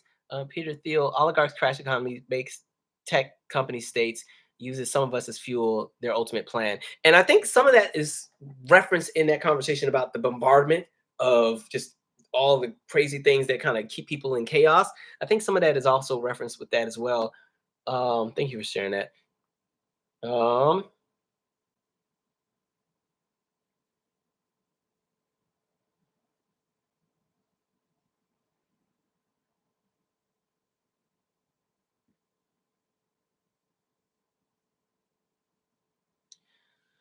um, What up, Cherish the Soul Entertainment Podcast? All right, let me keep going, y'all. Let me get on through this. Now, this is why I was saying, and I think this was during Trump's first term. This was during all the George Floyd protests, right? And I was saying that we had to be careful to not start falling in line with symbolism. Like, I've always had a problem with symbolism, right? I like symbolism as far as like the good story that makes you feel good, but the problem became that symbolism started being presented as the solution, right? And I think what's happened over time is the over bombardment and over saturation of symbolism in media, even in our politics and how we do things, has played a role into how people have become a little bit more complacent. Like, here's the thing: symbolism is supposed to highlight, you know, good favor, or like highlight how far we've come from something that was terrible. And this is why, for like millennials and I'll say the younger Gen Xers and some of Gen Z, because I think this latter half of Gen Z is not even getting this anymore. But this was the reason why when you went to school and it was Black History Month, and they put on all those movies that had the happy symbolic ending, right? As far as the conversations of race, it had us growing up thinking that racism was no longer a thing; it was done, right? Me coming up, we were taught that racism was a thing of the past, right? You know, Martin Luther King died, and everybody just magically came to their senses and were like, we see the fault of our ways, and everything got better. And so, like, even when you look at your history books, like mine went from slavery to Oprah in like 40 pages, right? You start with a little bit of slavery here and a little bit of Jim Crow, and then you throw Ruby Bridges in there, and next thing you know, Oprah has her own network, and Michael Jordan's the greatest basketball player ever, and Michael Jackson was the greatest pop star ever, and look how great Black people are doing. Right, and then we jump right back into whatever else is going on, and now we're talking about the New Deal or whatever, and that was Black history, right? All these symbolic moments, and so you put on all these symbolic movies. Selma, Lord Selma with Journey Smollett, right? There's not even a real plot in the movie. They just kept going to go march and kept getting beat up, right? And just go again, and got beat up some more. But then they finally made it to that last march and got to march, and that was it. That was symbolism, right? I always talk about the movie Color of Friendship on Disney, right? That's the one where the white South African girl stays with the Black family, the Dellums, that was also in Congress. And this whole conversation about race. That's when I learned about Stephen Biko and everything that was happening with South Africa and apartheid as a child, right? And so all of this happens. Now, I will say that movie at least does a better job of shaking the table a little bit. But then when the movie ends, there's no real conversation about where race goes. They end the movie with the dad talking about a family of birds that were all different colors and sat in the same nest and ate the worms and the seeds together. That was it, right? And so with symbolism, the challenge with symbolism is it gives a false illusion of success and the false illusion that you can take a breather, right? And I always like to give like this analogy of like the train, right? Remember my train theory here, the symbolism train. So imagine that we all get on a train, and this train at the very, very, very, very, very end of the line will get us to everything that we've ever wanted. For Black folks, if it's reparations, if it's prosperity, if it's good health, being left alone and not having to deal with the prison industrial complex and blah, blah, blah, blah, boom, that's for us. For other groups, whatever their thing would be that they're aiming for, it's all at the end of the line. But I'm going to stick with me and mine. So I'm talking about for Black folks right now. Everybody else, you can watch from the sidelines and know you're not getting on this train. You get on your own train. But because y'all done pissed me off after November. And so, but yeah, so like just pretending that everything you've ever wanted as like a Black American is at the end of the stop, right? And now remember, when you get on a train, the train stops in all these different places, right? And so as you're going, every time the train stops, so maybe at one stop, it's like, hey, it's $50,000 for, education, something, something, something. What happens? Some people get off the train. They're like, that's all I need. I'm good. They get off the train, right? Train keeps going, and it's going and going. And then, on this side, okay, somebody said, okay, well, looks like you get dinner with Jay-Z, since everybody always used to make that argument. And some people get off so they can go have dinner with Jay-Z. And the train keeps going. It keeps going, right? And then they look over there, and there's a big old cookout. And all of the politicians that you like are taking a knee. And they got their kente cloth on and the grill's going, and people get off, right? And so before you know it, before you can even get all the way to the end of the line, most of the people got off the train because there were all these symbolism nuggets that weren't really the end goal of what it was that they wanted at the end of the line, but they jumped off because something was shiny. Something looked great, and then something was temporary. Something gave them temporary relief for the moment that they were in, because they were thinking as individuals and thinking about themselves and not the greater collective, not the greater good of everybody else. And so they jumped ship and set up shop, and they were good. But the problem is all these little symbolism nuggets are not long-term. Dinner with Jay-Z was only going to be 30 minutes. He had to go with his publicist, right? The cookout with all the politicians taking a knee in the grill and everything, the sun's going down and it's 40 degrees because it's September, so everybody got to go. And so that $50,000, you still had to pay taxes on it at the other station. And then unfortunately, the kid didn't even get to the school anyway. And so now there's all these people who jumped off at the symbolism nuggets, and they're sitting there pissed off because they thought they had won and thought they were good to go, and turned in the towel and said, never mind, to the greater movement, I'm gonna jump off here.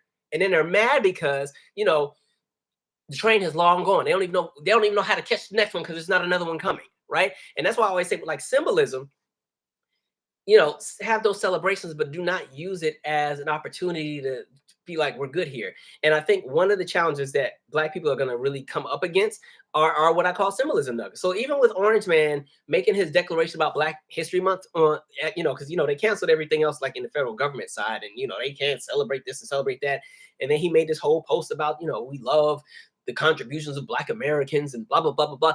Symbolism. First of all, Black folks are going to celebrate Black History Month whether people allow us to do it or not, because it's not even their conversation. We're going to do it anyway. Everybody, Black folks know February is our time, right?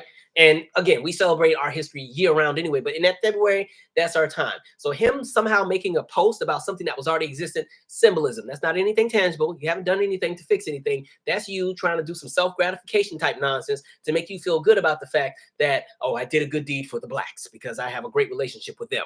Nonsense, right? And so again, symbolism is one of the things that has gotten in our way many, many times. Like symbolism is what got us Clarence Thomas, right?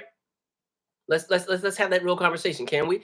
Right? Thurgood Marshall retires. He said, I'm done with this. I'm done. I gotta go. I'm getting old. I'm not about to be out here stressing with this crazy country. I just want to live my life and die off in peace. He gets up out of there. Unfortunately, here comes Bush, right? Bush comes up in there. Everybody says, we need somebody black. We need somebody black. Bush said, I got somebody black for y'all, right? Oh, I got somebody black. Yes, here we go, right? And so what does he nominate? He nominates Clarence Thomas, right? And this is yeah, we got somebody black. Yeah. But unfortunately, Clarence got some skeletons and some dirt and some nonsense. Because, hey, Anita Hill's saying, hey, this man is a predator. He was putting pubic hairs in my soda. He long dong silver videos, all kind of wild stuff. And King Kong this and Mandingo that. And he does not need to be something this and everything else. And at this point, Clarence was so bought out and compromised because remember, Clarence used to sound just like how I sound right now, way back when he first got out of school. He was all about the people and F the system and everything else like that. And as soon as them checks started coming in and he had an opportunity to work in the Reagan administration, he jumped right at it, right? Money started getting good, right? Anyway, everybody starts protesting and marching, chewing Anita Hill out. How dare you go after this black man? You one of the reasons why the system be holding us down. Y'all trying to stop this good man. And nobody did the research on Clarence. Everybody was out there just marching, had the kente cloth hats and stumping and everything else. And they weren't doing electric slide by then. I don't know what was happening at that point. They doing what was out? I don't know. It was about 92. I don't even remember what was out there. 91. I don't know. It was the New Jack Swing era. It was footworking. I don't know. But anyway, went out there, they was marching. You know, you will not stop the man. The black people will stand together, right? And then put that fool in there. And that fool has literally been the face of our detriment, okay? Literally gutted this Voting Rights Act, right? And again, he's also kind of somebody who's been very bought out. We've already seen the stories of all the billionaires who have given to him or given him lots of incentives to do a lot of the things that he does. I guarantee you, if any of this stuff goes before the Supreme Court, he is never going to be on the right side of history. Because at this point, he got everything that he's ever wanted in life. He could give two F words about black people and anything, which is why, again, affirmative action, he had no problem getting rid of it after Edward Bloom had all his lawsuits and did what he did, right? And so anytime there's been an opportunity for him to do the right thing, he don't care. It's done. Paychecks coming in. So again, that conversation of symbolism. Symbolism can work against you when you're not careful, right? And they tried that initially when they were trying to pick the Speaker of the House in 2022. Was that 2022? Or maybe that was 2021. When McCarthy got in there, right? And remember, Republicans could not really agree because you had the Marjorie Taylor Greene crew, and they're like, they didn't like whoever. I guess it was McCarthy. They didn't like McCarthy, and they had all these stipulations, and so Republicans could not quite get it together. Democrats were trying to, they had Hakeem Jeffries, and then at one point, one of the Republicans nominated Byron Donalds, and then was like, this would be the first African American Speaker of the House, right? And then all Republicans were clapping and cheering, and then anybody with common sense knows Byron Donalds does not do anything for the black collective, anything. He is the token Negro in the room. As a matter of fact, the very district he represents is majority white, which is why he has to move the way he does, because the minute he starts shaking a little bit too much of that black anything, they will vote him out. He has to play his role and stay in his role in order to stay in his livelihood. And so again, symbolism, they will play in your face with it. So my warning is, do not let these symbolism nuggets pass as progression. And this is also when it comes to entertainment and sports. I love entertainment. Y'all know I love music. Y'all know I love anything with film, television, great. That is for entertainment. But listen, as these celebrities make these accolades and everything, I don't see that as a win for black people collectively. Symbolically, yes, beautiful. We love to see it. But I think we have to be careful with equating that to serving as almost like restitution for other things, right? I love to celebrate our entertainers that do well because I love when we win and piss some people off. I love it, love it, love it, love it, love it. I enjoyed watching Beyonce win that album of the year thing just because I knew them racist people in the countryside had been fighting her so hard in the CMA. I enjoyed every minute of that. But understanding that's in a different realm for a different conversation of celebration, right? So again, with the conversation of symbolism, I just want people to start like really kind of just being a bit more alert with certain things. Let me see, because symbolism gives the false illusion that the work is done. There was a video that used to be online. I don't know if it's out there anymore, but it was this video with this. It was like this older white woman, probably 70s, 80s. Mine had gone bad a little bit. She was somebody's grandma, but she was singing this song from her childhood that her friends used to sing, and it was "Run Inward Run." And so she's like patting her leg and just singing it, and she's saying it with the hard ER. Like her mind was bad, but she remembered that hard ER, right? And so and this is maybe 2010 or something, maybe 2009. This is when I still argued with people in the comment section on YouTube. I didn't even have my channel yet. I was just a regular viewer, right? And the person who posted the video was saying, to anybody who says that this is racist, I'm going to block you because I'm showcasing how far we've come. And I'm like, who's we? Y'all ain't came from nothing because y'all still moving the same way. Because mind you, so it was like watching all the commentary in the comment section. The main thing that everybody kept saying was Obama's president, Obama's president. We've come past that racism. Now, listen, Obama's another conversation with politics. But again, for a lot of white Americans, Obama was the symbolism that racism had ended, right? We already were being taught that we were a post-racial country. And then by him getting into that position, they let his image be the face of post-racial everything, even though the most racist policy came out by other members of Congress as soon as he got in the door. And we started to see the ugly side of America as soon as he got in the door. Especially as once the wife and kids moved in, done, right? They pissed off. They was pissed off. Aretha was at inauguration singing with that hat. Too much blackness, gotta go. And so even though they love to use his story as symbolism of progress and everything was good, look how hard they've been working ever since. And that's why I always say when it comes to race, nothing is precedent. Things that we think are protected are not always protected because white folks never stop working. They are always, the white supremacy never dies in this country, unfortunately, because it's in the blood, it's in the roots, it's in the soil. So they're always going to be at it. So even in the event that we come to a place where the United States is finally a country where everybody's happy, right? People are not bothering black folks with anti-blackness no more. We ain't got to deal with discrimination. White folks got whatever they got. All these different groups, everybody's good. There's still going to be people actively working to mess that up because they still want to maintain that status quo that they remember. That's always been there, right? So that's why I say with symbolism, we cannot just sit here and kind of latch onto it. And this is why I also say be careful with what you follow and who you follow as far as some of these people that like to proclaim themselves as leaders in the community. Because the other issue we've run into is that we've had a lot of people, and I brought this up in July, a lot of people whose entire brand is built on being contrarian, right? They're never going to give you a real answer on anything. They're just going to have a problem with everything all the time, right? And what we've run into is a lot of the ones who were really, really contrarian and try to paint this picture and say, actually, y'all need to actually let Republicans come up in there and handle stuff. It'll teach the Democrats a lesson and blah, blah, blah, blah, blah, blah, blah. The craziest part is a lot of them are still 10 toes down with it because they built their brand on that nonsense. They can't backtrack and be like, okay, actually, we messed up here. I kind of led you on to some BS. They can't do that because that's their livelihood. That's their following. They got to stick with it. And so now the craziest part is watching some of these folks be like, well, this is part of the plan, right? And now this is good for black people because, and I'm just sitting here watching, please explain how any of this is good for us. And then every time they give a reason, it's always something stupid like, well, because this is going to give black people a chance to wake up.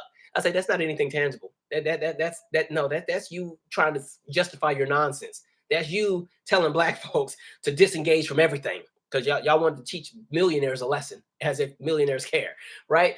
So I would just say, again, some of these folks that have been out here running with the nonsense, they can't backtrack and switch gears now because they will lose their following. So they got to stick with it. So you're going to see even more chaos coming from some of these folks who are going to try to paint this as a good thing, right? I can't. All right, I've said a lot. I'm going to pause. I'm going to read some comments, and then we'll keep it moving.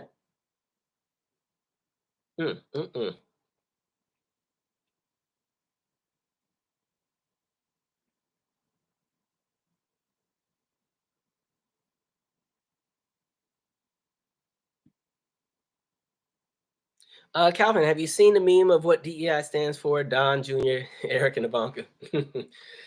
That almost gave me a chuckle. Let's see. Yes, 2020, I agree, was very full of symbolism. The minute I saw all of the Congress taking the knee with the kente cloth, I was like, I get that y'all are trying to show that you understand what we're fighting about. But at this point, y'all are in Congress. Go in there and handle it. Get some, and I get it. There were laws and bills that were introduced. There was the anti-lynching thing introduced. There was a George Floyd bill introduced. I get it. But again, in that moment, I didn't need you to be on the knee. I get it. Thank you, but that wasn't the solution. And I think it was more so that people passed that off as that solution. That was more so the beef I had with it, right? I know they meant well, but it didn't help. Didn't do anything. I'm gonna Calvin, can you speak on DEI for a bit? I heard we are like number 7 on the list of recipients. Should we even be boycotting if DEI doesn't benefit us? So I've done a few videos on DEI. To your point, yes, it is true. Like when it comes to DEI and who are the beneficiaries, we're at the very bottom. However, at that same time, the main thing that I was talking about on the last live is even the conversation of accessibility, which people keep taking out of the conversation, the disabled. And I think when we're talking about like different opportunities that come, like any of our lives can change in a split hair. It's nothing for us, God forbid, let me knock up.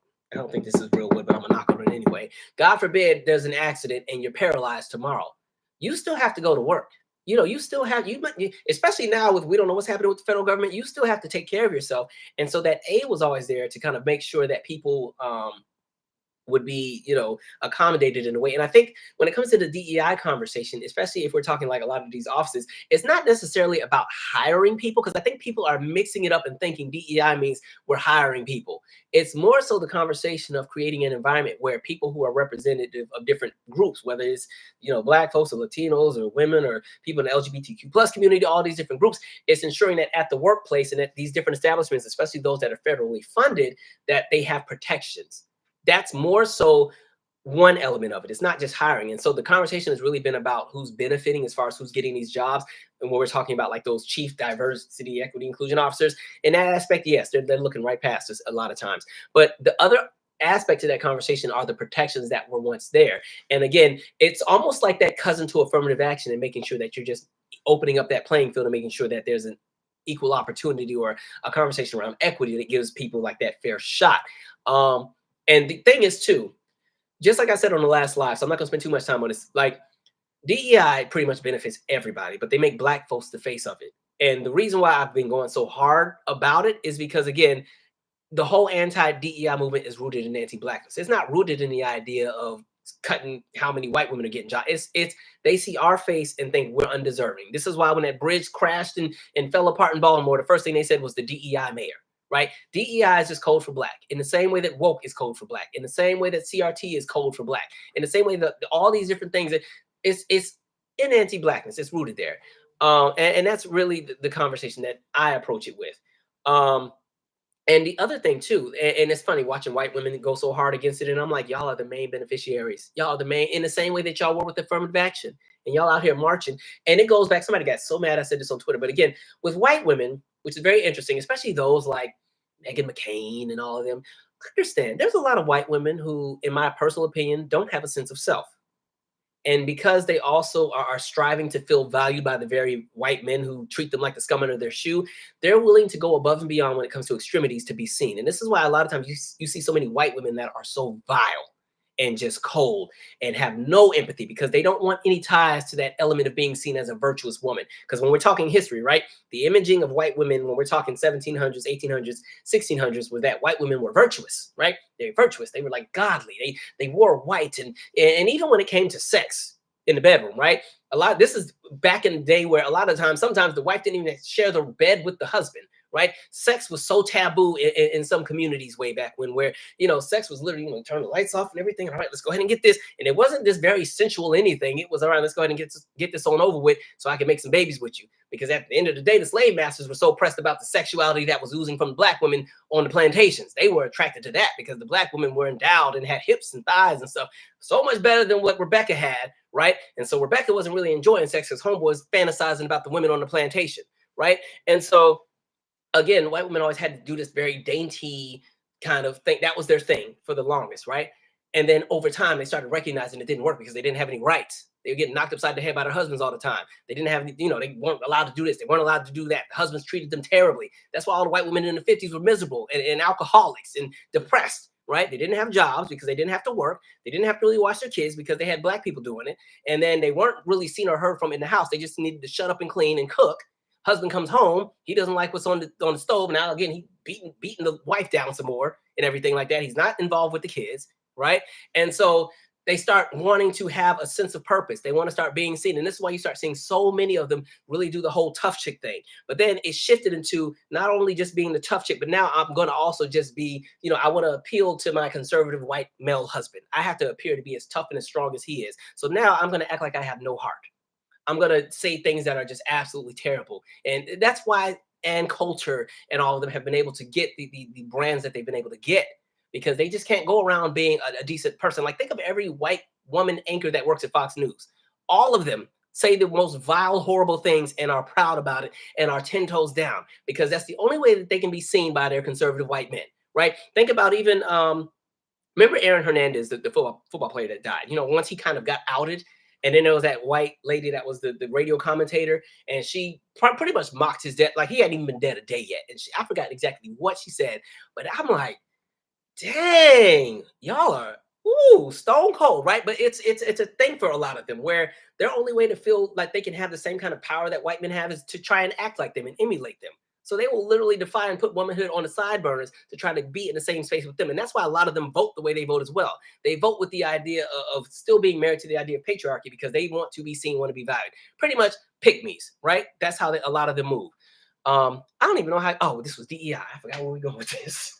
But no, that's how like a lot of them move. And so yeah, and this is why it's like you continue to see the nonsense. Like, imagine the fact that after all of the things that were presented during the last election, as far as what women would lose in general, and how white women still doubled down after all that, this, that, and the third, and the abortion was already yanked out, and this and all of these different things. Violence Against Women Act, they said don't worry about it. All of this policy and legislation that's being gutted that they knew would happen, and they still said sign me up, because I'm strong, I'm tough, right? And how I know that I'm not just spewing nonsense. Think about all the people who made social media posts like, I voted secretly against what my husband voted for. Like, when I tell you a lot of them have no say in their household, like they have no say. They got to secretly go and vote for Kamala or whoever else they voted for.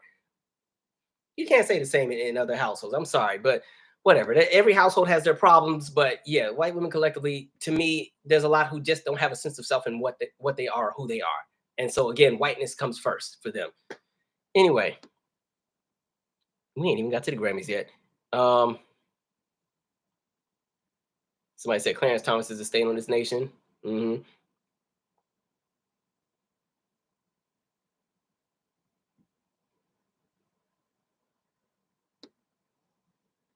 Let me see here.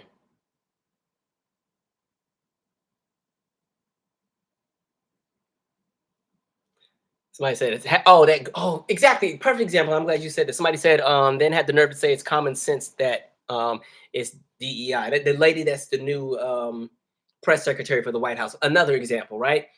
She got to go up there and say a lot of BS all day. So she's gonna have to put on her tough skin and play super, super strong, super, super tough in order to not look crazy. That's what I said. Like her, the Laura Ingrams and Megyn Kelly's and all of them, they have to do that in order to even have a viable journalistic career, because white men don't want to hear what they have to say ever. So they have to speak the same language, right? And that's why I'll be whacking Candace Owens all the time, because Candace has found her lane and she's appealing to that same group as well, which is why she moves the way she moves. Her audience is not us. Her audience, she's trying to appeal to white men, which is why she moves in the way that she moves, right?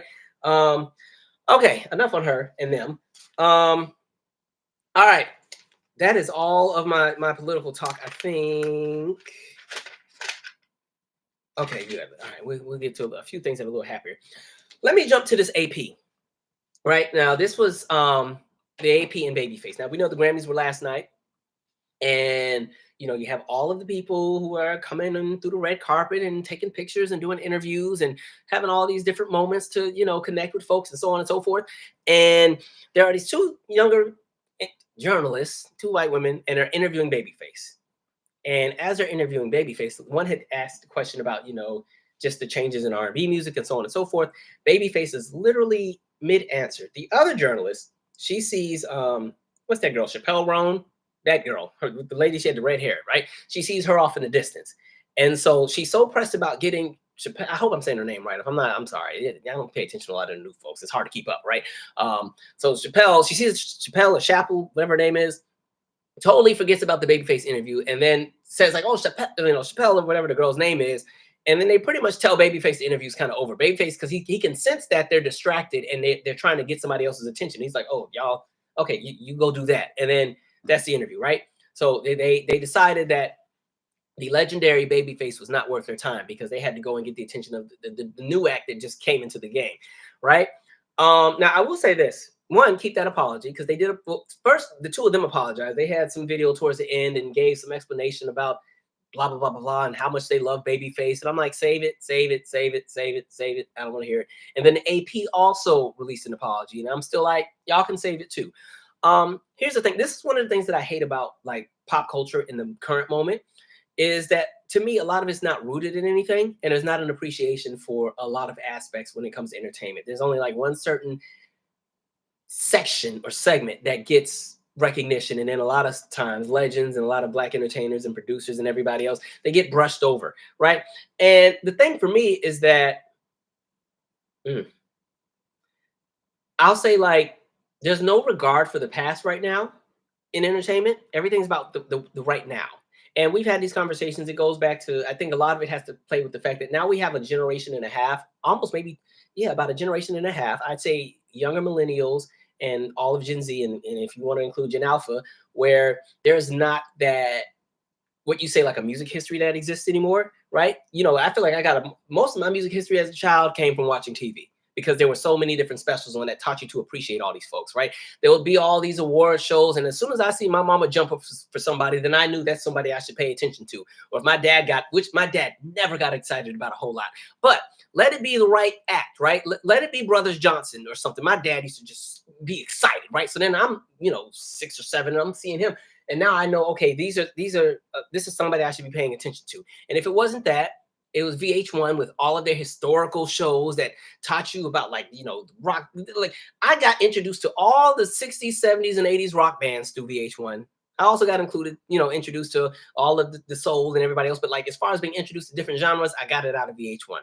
Right. And they had all the behind the musics and everything else that they had. MTV did the same. BET did the same. There were more specials on TV way back when. There was an appreciation for music that existed. And so I feel like older millennials and back just have a different appreciation for music. It's also because we're those last groups that still had to go and purchase music. So you just had a different value of how you saw music in general. Right. And so now we're kind of in the very quick microwave, dismissive, keep it moving kind of era. But when it's all said and done, I think what's annoying is it was just rude to just literally stop. This man is answering it. First of all, it's Babyface. He didn't have to stop and talk to you because it's not like you're not Mary Hart from Entertainment Tonight.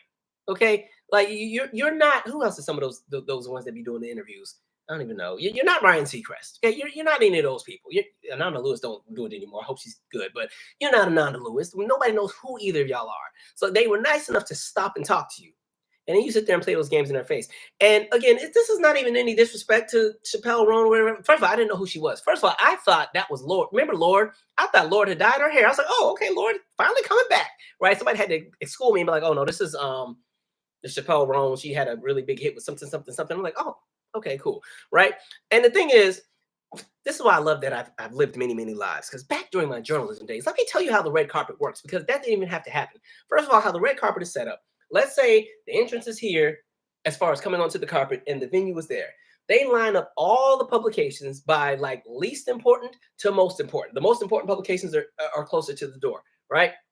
And they'll have like a little railing, and they'll have like the sign that says, oh, Calvin Michaels Magazine or something like that. And then the celebrity walks past and they'll stop and talk to the people that they want to talk to, or if people call them, oh, hey, come talk to us. And then they do that until they get to the end of the carpet. Now, in the event, because I'm thinking back to when I would do the film festivals and when we would do Tribeca and everything, in the event that a celebrity passes by because you were interviewing somebody else, their rep is also on the red carpet, or their agent or somebody that represents them. And you can always get that agent or that representative and say, hey, we really want to do an interview with so-and-so, but he already walked past. Can he come back? And a lot of times they'll say, yeah, sure. If it's not crunch time, right? If it's not like show starting in 5 minutes. And so a lot of times they'll say, sure. Like I remember, even though the interview never came out because then Kevin Johnson got in trouble, but when we were at the premiere of like a 30 for 30 episode, and it was for Kevin Johnson. This is the episode of when he saved the Sacramento Kings. And I don't think an episode ever came out, but it was a red carpet. We were at this magazine that nobody's ever heard of. So of course he walked right past us and everything. And then the person that I was working with the magazine just went to the agent and was like, hey, we really would like to talk to someone. So, and the saving grace was we had just interviewed David Stern, who used to be the NBA commissioner. So it was kind of like, if David Stern can come and talk to us, Kevin can come talk to us. So then Kevin came, had an attitude talking about hurry up. I'm like, but either way, we got the interview. And so it was like, there's ways that they could have still gotten an interview with Chappelle Roan or whatever her name was. They could have still got that. Or if you really are a good journalist, you invite them over too as well. And so like, if you're interviewing Babyface and it's, thank you for telling us, blah, blah, blah. What advice can you give to a lot of the up and coming entertainers? Because you've been in this game for so long, and I mean, since the 80s, you've been here for all of these different genres. And when we see Chappelle Roan coming on over, what advice can you give to somebody like her who's just coming into the game? And now they have this joint conversation. Babyface will say everything that he's saying, and then you will thank him for coming, and then he's going to go on his way. And now you finish your interview with Chappelle. That's what they should have did. So I don't know why they just, I was like, y'all are stupid. You don't think with a hard K at the end. You don't think. Literally, Babyface is in front of you. Like, Babyface. All right. And I guarantee you, let that had been Joni Mitchell, they wouldn't have did that. Like, they pick and choose how they want to value us. And so goofy apology. And sometimes if you don't get them at the red carpet, you can always get them during the post show. Right. We were at, I don't remember what film festival it was, but it was when Ballerina Tale had come out. That was the Nelson George documentary on Misty Copeland. And so we weren't able to get everybody during the red carpet, but there was some time afterwards to interview the different folks, right? And then we ended up securing like an interview with Nelson George. One of my Nelson George interviews is on my website, by the way, like under the Calvin's journalism tab. Yeah, so it's kind of just like, these folks don't think. I'm gonna pause right there. And then I want to cover the unfortunate plane crashes, and then we're going to spend the rest of this on music and the Grammys and everything else. I appreciate those who have waited for the Grammys while we had to handle some business first. All right.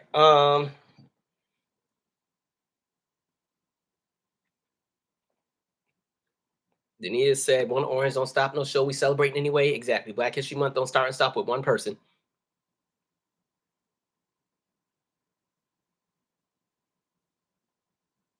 Stellar Avenger said, I think we got too comfortable with Obama. They swore we made it and didn't have anything else to worry about. Because I feel like, I know for sure, I was excited. I was a junior in college when he won. That was one of the best nights ever. To be at Howard and in DC when that man won was a time. Like, we danced in the streets and celebrated. People were crying. We walking with our fists in the air, singing Lift Every Voices, had a time. And maybe about 3 days later, I was like, oh, wait, this is about to be, I was starting to see the kickback. I was like, I don't know, this is about to be a rough time, right? But I do remember feeling like all is well, we've made it, right? And again, I think that's what anybody who's 20 years old is going to think when, all your life you've seen a lot of crazy corruption and everything, and you just made it through. I was at an age where I politically didn't pay attention until Bush got elected. I remember the second Clinton inauguration of 96, or I'm sorry, the election of Clinton in 96, but I was little, right? So I wasn't really in tune with politics yet. I remember he ran against Bob Dole and Bob Dole lost. I remember that vividly. But I wasn't tied into politics like that. And then we moved to Italy right after that. And so I didn't watch TV. So I was kind of out of the loop. My first inclination of politics was probably Monica Lewinsky, because it was such a big scandal. It was one of the things that, because we only had one channel on TV at the time, it was AFN, American Forces Network. And so you started seeing that on the TV a lot. So I remember watching the impeachment hearing of Clinton. And I remember my dad being shocked that there were a few Democrats that had voted to impeach him. I remember, and I was like, and I didn't understand what that meant, because I'm like, what is Republican? What is Democrat? I didn't understand any of that because I was 9 or 10. Yeah, and then I remember 7th grade was the Gore Bush election for me. And that was when I remember vividly paying attention to. And oddly enough, speaking of symbolism, the only reason I remember wanting Gore to win was because I remember seeing Gore on MTV and for some reason he knew like two of the acts on TRL. So I was like, whoever that guy is, that's who I want, right? That was my introduction to getting involved. I couldn't do nothing, and then we had some of you millennials might remember there was a thing called Channel One that they used to show in the school sometimes, and they did like the mock election for like kids to vote on, and then Bush won that, and I'm like, what? I was looking at all the kids in my class like, what? Bush, right? And I remember following the whole case and the election recounts and all that, and so going through that, and then the years of Bush, and then we got into the two wars, and then my best friend at the time's brother died in Iraq. Um, and then my mother always took in so many people growing up. She always took people under her wing, but there was this one girl that she took in, this black lady. She was really cool because she was maybe like 23. And I used to love when she came to our house because she was like having like a big sister or something. And then she died in the war too. And something like, damn, right? And so it was like you just start seeing different things. And then I started understanding the conversation of like our national deficit and noticing it go from 2 billion to going from 2 trillion to $8 trillion by the time I was in high school. And then Katrina happened. And so going from all of that, and then boom, here comes Barack, somebody who wasn't even supposed to be in the conversation. It just, that night just felt so magical. Like you just felt like everything was all good. Like I had drunk all the symbolism juice. And listen, symbolism is good to an extent where it makes you feel great, but you have to still stay on top of things. And I think at that age of mine, I thought we was good until 2010 midterms kicked in. And then I was like, oh, we folks got to get active, right? Real quick. But again, it wasn't even just voters, even people in Congress felt like that they moved that way. I remember with the reparations conversations, and one of the main things Mitch McConnell said was Obama was black people's reparations. Like that symbolism does a number. Where are we at here? Somebody just said it. I love to see us win, but it's not a substitute for tangible things. I totally agree.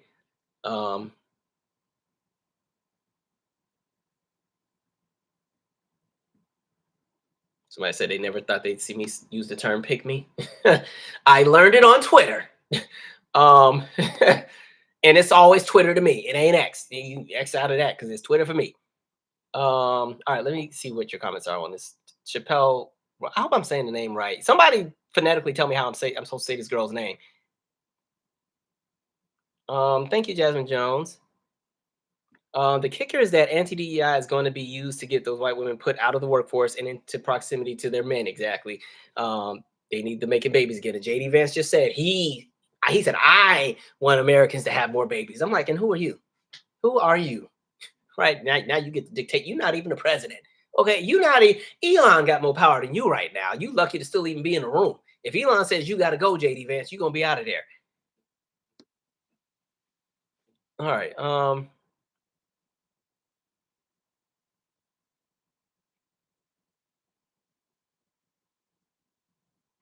Other artists shouldn't. Thank you, Miss Cruzan said other artists should have not spoken to them due to the disrespect of a legend, and most likely a lot of them didn't know because we saw it because we're on social media and stuff. But them working the red carpet probably had no idea about it. But I'm sure others would have followed suit. Okay, her name is Chappelle Roan, and she won Grammy for Best New Artist. I missed. We'll get to the Grammys. I missed most of it. I caught like the last third, so I did get to see her performance, and that's when I realized that wasn't Lord. I was like, oh, this is somebody different. Okay. It's hard keeping up. Like after you kind of check out, it's hard to keep up with the pop side. I'd be like, okay.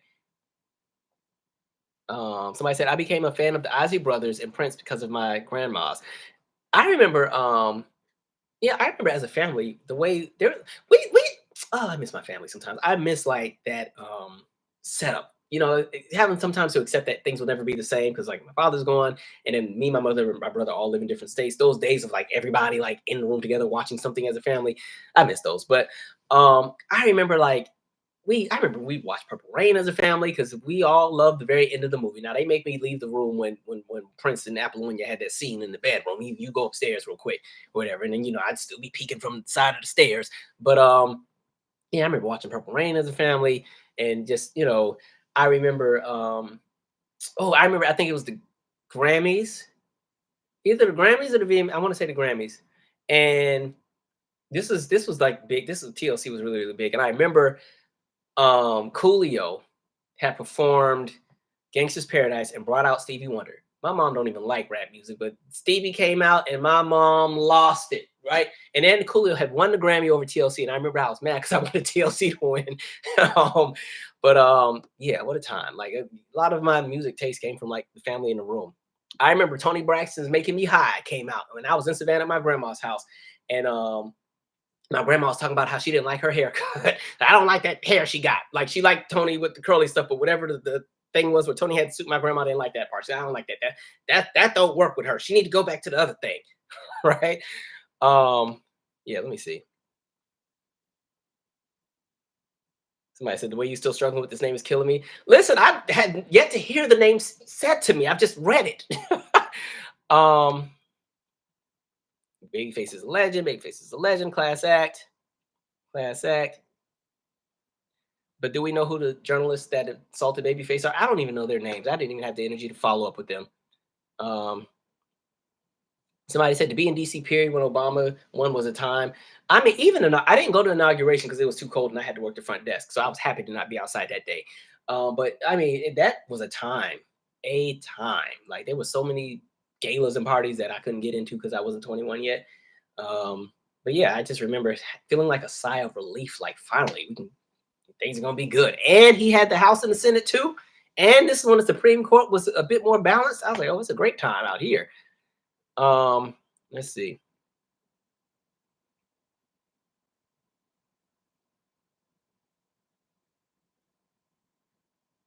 Somebody said my first vote was Gore. I was so bad when it came down to Florida. Somebody said a funny child said, yeah, VH1 was where it was at musically. I became a Tina Marie fan from watching Where Are They Now. Good times. Yeah, I used to love watching all those countdowns, like the greatest dance songs of the greatest dance songs ever, or the greatest one-hit wonders, and then they had greatest two-hit wonders. Greatest women in rock and roll acts. So I used to watch all of those. Those used to be so good, and I would just be like glued in. You just be sitting there all day, and especially later down the line when they had the more cultural shows like I Love the '80s, I Love the '70s. I was sitting there glued to the TV, and I was excited by the time they got to I Love the '90s because now it was stuff I could remember. Um, yeah, pop-up video was great, and that was some great look. That was you was learning how to read faster because you have to read quick because them things you be trying to read all the notes, and then at the end of the video they'd have that long summary, and you'd have to read real quick because they were already setting up the next video. Like it was practice. You didn't even realize you was learning, right? I'd be sitting there in my room stacking, building my little Lego house, and just watching pop-up video and getting introduced to all these different songs, right? That's how I learned that the fur coat that Moby wore in the music video with Gwen Stefani. Remember that song, Here We Are Now Going to the North Side, whatever that song is. And that's how I learned that the coat was fake because they was like a bubble, like, not real fur. I was like, okay, random thought. Let me see. But yeah, that was a time. So somebody said we had it's so good. Sigh. I always say, y'all can fight me, but I feel like millennials had the best childhood, but we've definitely had the worst adulthood. Okay, I want to cover one last heavy one, and then we'll get to the Grammys and music. So I didn't get a chance to talk about the plane crashes, which to me is crazy. First of all, so can I say this? The weirdest thing in this current era is that you're seeing the gap between mainstream media and social media. So of course, there was Flight 5342 that was coming out of Wichita, and unfortunately, it collided with a military helicopter. It crashed into the Potomac River. The wildest thing is that one, my friends from New York were in town, so we were just about to go and grab some food, right? I start seeing on social media that there's been some kind of air incident at Reagan, right? So I'm thinking, oh, maybe sometimes, a train, not a train, one of the service vehicles that carry the suitcases might bump and run into a plane's wheel or something. And then it's like, okay, now it's a crash. Now this is all on Twitter, right? None of this is on the news. Now I'm saying, okay, it's a crash, or it's some kind of crash between a military aircraft and a small, air device or aircraft, right? That's what they kept saying, right? And like literally, none of this is on the news.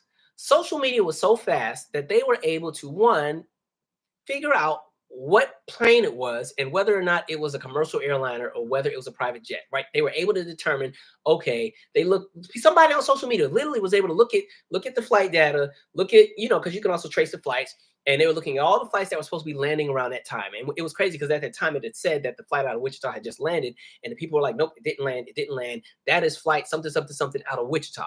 That was internet knowledge for, at that point, depending on what you follow, at least for 45 minutes. And I keep changing the channel to look on the news because I'm like, it should be on by now. It's not on CNN, it's not on MSNBC. I'm on the local stations. It's still, The Price is Right is still on. I'm like, The Price is Right comes on at night, right? I was so confused. I'm like, well, let me go see what they're gonna bid on this one real quick, right? So there was like no major news outlets talking about it and anything like that.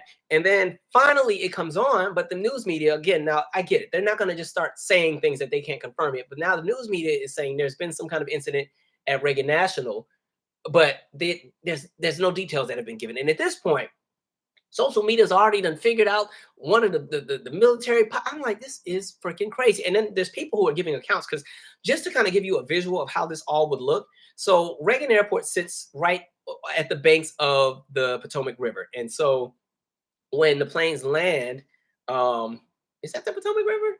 I might be saying the wrong river. I'm sorry. I think it's Potomac. Yeah. So as the planes land, like there's water here, and then here's the runway. So the planes land, they fly over water.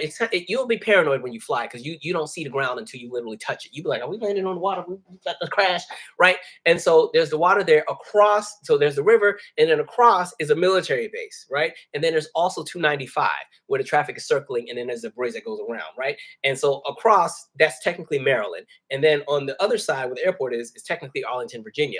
And so there's all these cars on 295 that are driving, and they see this. There's cars on the Wilson Bridge that connects Maryland to Virginia that are driving, and they all see this. Of course, people at the airport see this. People in segments of what you would call like Crystal City or that side of Arlington that also faces the water might have seen it. People on some segments of DC that are on that in by the military base might have seen it. So there's all these witness accounts of exactly what they saw, where people like, I saw it literally break in half and fall into the water, which was wild to me. And then finally, I think it took the mainstream media at least an hour and a half to finally confirm everything that had already been confirmed on social media, which was wild to me. And I get it. It's not a race to be first. You want to make sure stuff is right, but it just kind of shows like where the priorities are. Because I was like, why is The Price is Right still on TV? Like, what is happening here? And so it just kind of threw me off for a little bit. And the thing is, it reminded me so much of, and I wasn't born yet, but I remember this vividly because I remember watching like some kind of news special. I don't know if it was 2020 or Dateline or 48 Hours. I just know I was about 8 years old, and I was watching, it was a story about the AirFlorida flight. There was a flight in DC during a really bad blizzard. The plane wasn't de-iced properly. Like Reagan was shut down for the longest as far as the airport. And then finally they got the clear to fly. One of the survivors was, doing the interview and talking about how her husband was set across from her, and she told him she loved him and everything. They were holding hands, and then the plane took off. And because it wasn't de-iced properly, it went straight back down, crashed into one of the bridges, right? And then there were a handful of survivors. The Potomac at the time was frozen. And, this is on YouTube if you are into like watching that kind of stuff. But it reminded me so much of that just because of like the same timing as far as, okay, DC area flight, crashes in the river. Fortunately, it wasn't as cold. The water was about 35 degrees when the Wichita flight crashed. But unfortunately, there weren't going to be any survivors the minute you started seeing the clips, because that was the other thing. Social media already had all the clips of the collision with the aircrafts and everything. But I say all that to say, AirFlorida was one of the first, that AirFlorida crash, that was one of the first crashes after deregulation with airliners, because at the time there was a group called, or there was an agency called the Civil Aeronautics Board, right? And because AirFlorida, as far as that airline, was an intrastate airline, they didn't have to get like a certain kind of approval from them, and they were under different regulation when it came to the FAA and everything. And so they kind of like the face of when you have deregulation as far as like protocol and what the logistics are and stuff, because most of the flights out of DC still did not take off that day, but that flight got the clear to go.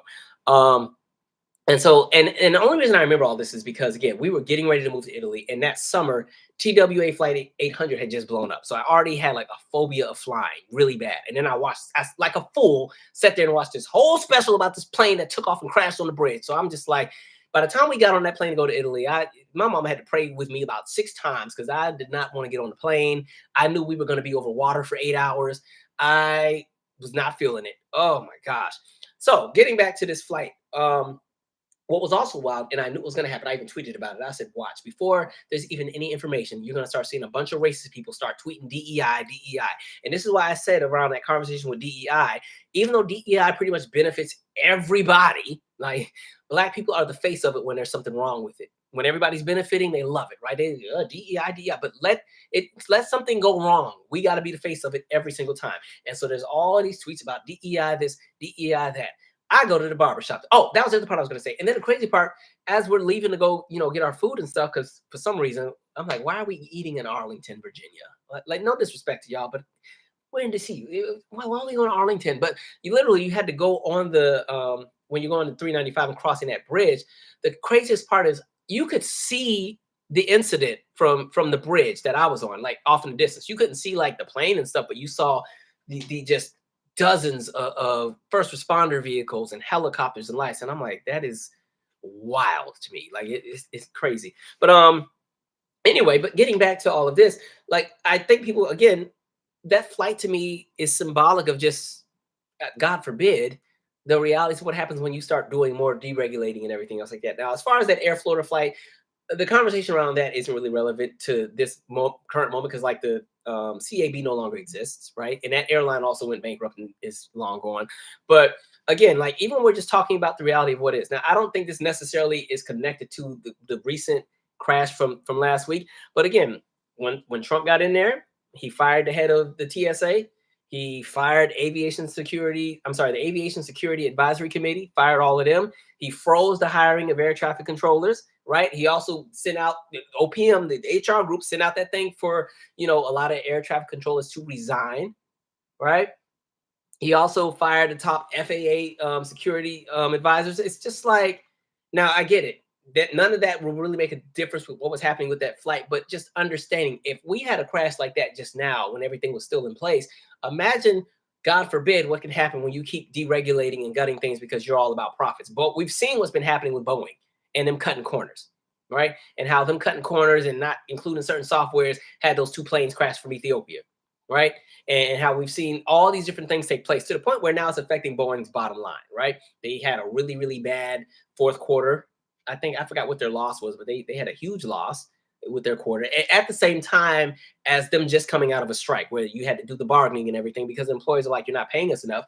And so it's like, just as Boeing agrees to finally, give their employees what they've been requesting and make sure that they can still afford the cost of living, because when you're talking about places where these Boeing plants are, like a Renton, Washington, where the cost of living has skyrocketed because of the arrival of tech companies and everything else like that, just as Boeing finally has to make this promise to pay people the right kind of money, they're also losing all this money because they had been cutting corners for 10 and 15 years, right? And whistleblowers somehow mysteriously dying and everything else under the sun. And so it's just like the way everything is just coming around full circle. It's wild to me.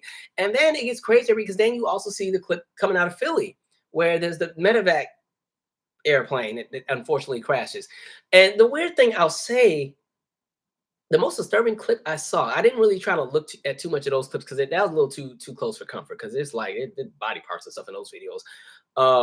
The clip where it has just happened, right? Flames are still going. I mean, you see pieces of planes and houses and car everywhere, and you hear the kid telling their parent, I want to go, I want to go. But the parent is so pressed to get their video that they're going to stand there while there's a plane that has just crashed maybe 200 feet away from them.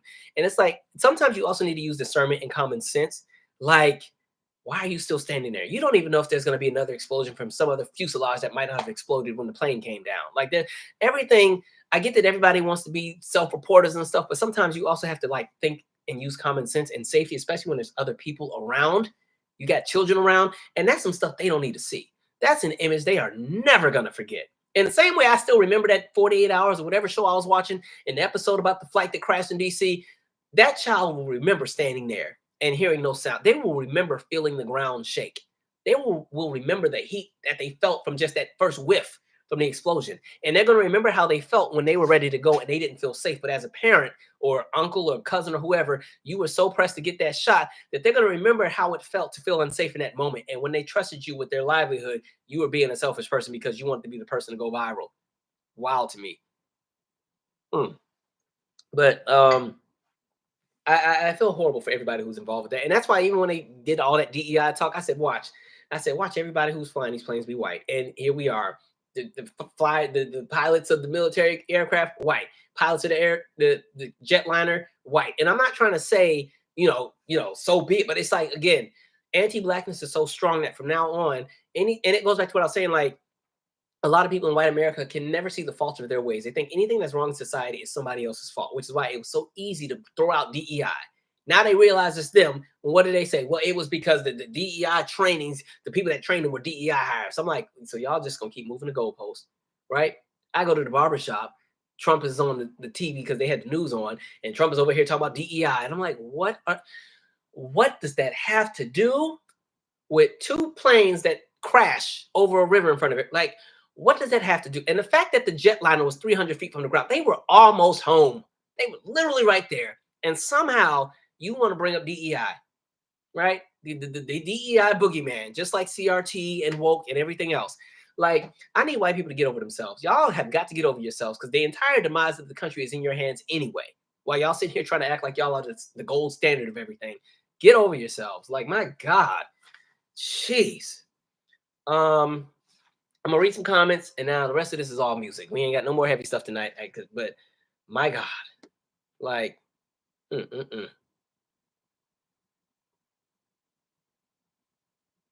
Also, for those who are new here, when I'm speaking on race, I'm speaking from a structural and collective standpoint. This is not about individuals. We know that there are people who are like, well, not me. We get it. Thank you. We love it. We love that you have seen the light. But when we're talking about collective conversations, that's the move there. Because an individual, it can't change the system for 345 million people unless you're a super billionaire. But again, a collective can shift the whole thing. And that's where most of my smoke goes to. It's like different collectives that make horrible choices. Right. So even with the whole immigration thing and now watching Trump even rescind some of the protections that were once there for like Venezuelans and Cubans and everything, the ones who thought that they weren't going to be a part of the deportation stuff. And they were out there with the live bands and I will vote for Donald Trump. Now y'all on the chopping block, too. Right. So these collectives got to get it together. Anyway.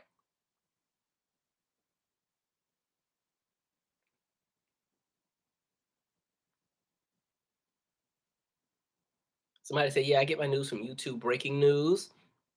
SF said, interesting how the news was quiet about Trump firing the head of the FAA and putting a hiring freeze. That's the other thing, like this hiring freeze and all the stuff that they're doing. It's not like this was well thought out and they had a strategy. They just showed up and said, we gutting everything. That's it. The equivalent that I can try to paint this picture as, this would be like, what's a good one here? All right. Let's pretend that I'm gonna use one of you subscribers on here. Nerd Large. Let's pretend that Nerd Large is on tour, big, massive tour. They spent all this time getting the logistics of the show together, and it's a stadium tour too. This is about to be a big show, right? They got the dancers, they got the pyrotechnics, they got the company that's going to do the staging, they got everything taken and got it together. They got transportation together, the lighting crew, all of it. All the venues are in there, and then I won't use another one of y'all. Then another person comes in and takes over the tour, doesn't look at any of the logistics, and just walks in and says, well, you got 300 people on your tour team. I'm cutting it down to 100. And they don't even look at who they cut. They just cut down 200 people. Didn't look at who was in what division, who's in what. And then they say, and your show still starts tomorrow, right? So now you got to do the stadium show. Your lighting crew, half of them are fired. There's not enough of them to run across all the different barriers that they built to do the lighting. So only the right side of the stage got lights. You're missing half the band. All you got is a bass guitarist, right? So you somehow gonna have to make this place crank with just the bass guitarist. You got one dancer left. You ain't got no backup singers. You don't have the audio man. So nobody knows how to get the sound and stuff right with the mics and everything else like that. The transportation crews, half of them are fired. There's no way to even take this stage down after the show. So the stage will not make it to the next city on time. Like, That's literally the equivalent of what has just happened with these folks coming in here and just firing everybody and just doing anything. There was no strategy. There was no research about what and how it affects anything. It's just chaos, right? And yeah, a mess, a mess, a mess, a mess.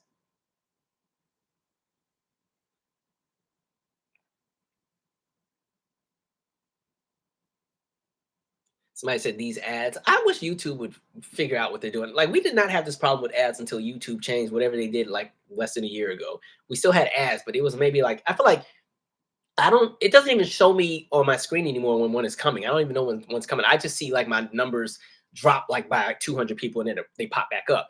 Um, but yeah, it used to be like maybe 3 or 4 ads during these whole lives. Now I feel like they come up every 20 minutes, and I'm not seeing the difference in the payout either. So I don't know. Um, Somebody said, "What a scary sight to see a plane crash." That shot in Philly, that was horrible. I was like, my God, like I would have the paranoia I would have after that, right? Somebody said there will be a protest in every state capital on the 5th. Okay, all right, let's see some people get active. All right, let me see. Inside Hikey Life 323 said, Calvin, they just announced that Target shareholders is suing them for the boycotts. So it do work. Benjamin Crump just released. Okay, look, everybody just stay active in whatever you got to do. Find your lane and work it, right? Kind of like when you get in a road trip and you get in that good pocket and you get in that good lane and ain't nobody in it and you got the right playlist and you can stay in that lane for the next 70 miles, right? You work your lane. Somebody, don't worry about what everybody else got. Everybody take care of what their gift is. Finding where you fit in, right? You better preach, Calvin. You're always thinking of the kids, unlike the people in politics. Working with kids just changed my whole perspective in life, right? Sometimes people be saying it's corny. I'm like, y'all don't get it. Like, kids are going to end up becoming the ones that have to maintain society eventually, right? So you got to instill in them everything that's supposed to be there, right? Um, which is why I still be fussing at mine. I don't even work. I haven't worked at the center in 3 years, and I still be heavily involved. Right? You know, when I say, what is this I hear that you got suspended for? What? How? Right? Um, man. Okay, I'm gonna do 2 more comments, and then we're gonna cover Grammys and music and call it a night. Cause, yay! I gotta get up early. So excited. Somebody said I have a cruise next month. I'm kind of scared. I've never been into cruises. I have no desire to go on one at all. Um, I don't even like getting on ferries, right? I watched too much stuff as a child. I don't even know if this was the same show with the plane crash, but I remember watching some Dateline or 2020 or 60 Minutes or something when I was a kid, and there was this ferry in Indonesia that somehow had an issue and sank. And I remember that episode, and the lady that survived had to swim through the Indian Ocean. And I said, I'd be remembering all this stuff. Um, yeah. So somebody said not the mariachi band. I was so disappointed seeing that. I'm like, y'all are doing so much. But I've said that before. A lot of times, um, people become over performative when they got to be a mouthpiece for white supremacy. Like they become over performative because they have to really show that they're one of the good ones. Like I'm not like those others, right? So yeah, folks was doubling down, right? Doubling down. But I heard my mom claim she's going on a cruise at some point. So all right. Omega said, "Why are you excited about waking up early?" I'm not. I was being sarcastic. Like I do not like getting up early. I am a night owl, right? It's crazy. I naturally wake up early anyway. Like every day, whether I want to or not, I'm up by 7. But if I don't have to physically be at work, like if I'm working from home, I'll still wake up at 7 and like I don't know, I'll drink some water or something and go right back to sleep. Right? And yeah, I do not like getting up early. I hate it so much. Okay. As far as music, I know there's a few tours that have been announced that are coming. Like, so we know Mary J. Blige is on tour. The For My Fans tour, I think, kicked off a few days ago. It's Mary J. Blige, Mario Neal together on set. The Weeknd has announced his tour. I don't really follow the Weeknd, so I wouldn't even know what to expect. Even if he went on tour, I'll probably not go to that. Actually, to be honest, I'm probably not going to a lot of shows because I don't know what the economy looks like, so I'm not trying to spend no crazy money. If I go to, like, at this point, especially when the tariffs were still a thing, I was like, all these people going on tour, I hope you got the tariff special tickets, because let me get one of those. Like, normally I like to try to get, I like to be right in the mix of everything. Like, I want to feel the vibration from the kick drum. I want to feel the heat from the pyrotechnics. I want the sweat from the dancers to be splashing in the area by me. Like, I like to be right there. However, again, I don't know what this economy is about to look like in the next few months. So I'm a little skittish about buying like major concert tickets. But anyway, so Mary's on tour. Weeknd's on tour. Tyler, the Creator, is on tour. That's one of my favorite rappers to see. He always gives a really, really, really, really good show. Kendrick Lamar is on tour again. That's going to be a really big show as well. Who am I skipping? Toni Braxton still has her residency. Janet is still in Vegas as well. Mariah's in Vegas as well. And Beyonce has announced her tour, right? Now, I didn't go to Renaissance at the time because I was like, I waited too late and the tickets were just way too high. I'm like, I'm not doing it. So Beyonce, please have the Tariff special tour tickets, please. And I just saw that she's only going to 6 US cities. So I'm like, dang, that crap's gonna sell out so fast. So man, good luck getting tickets for those who wanted to go. I was gonna go since I didn't go to Renaissance, but I think the last time I saw Beyonce was the Miss Carter tour. So I was like, let me try to catch her because I don't know how many more of these she's going to do.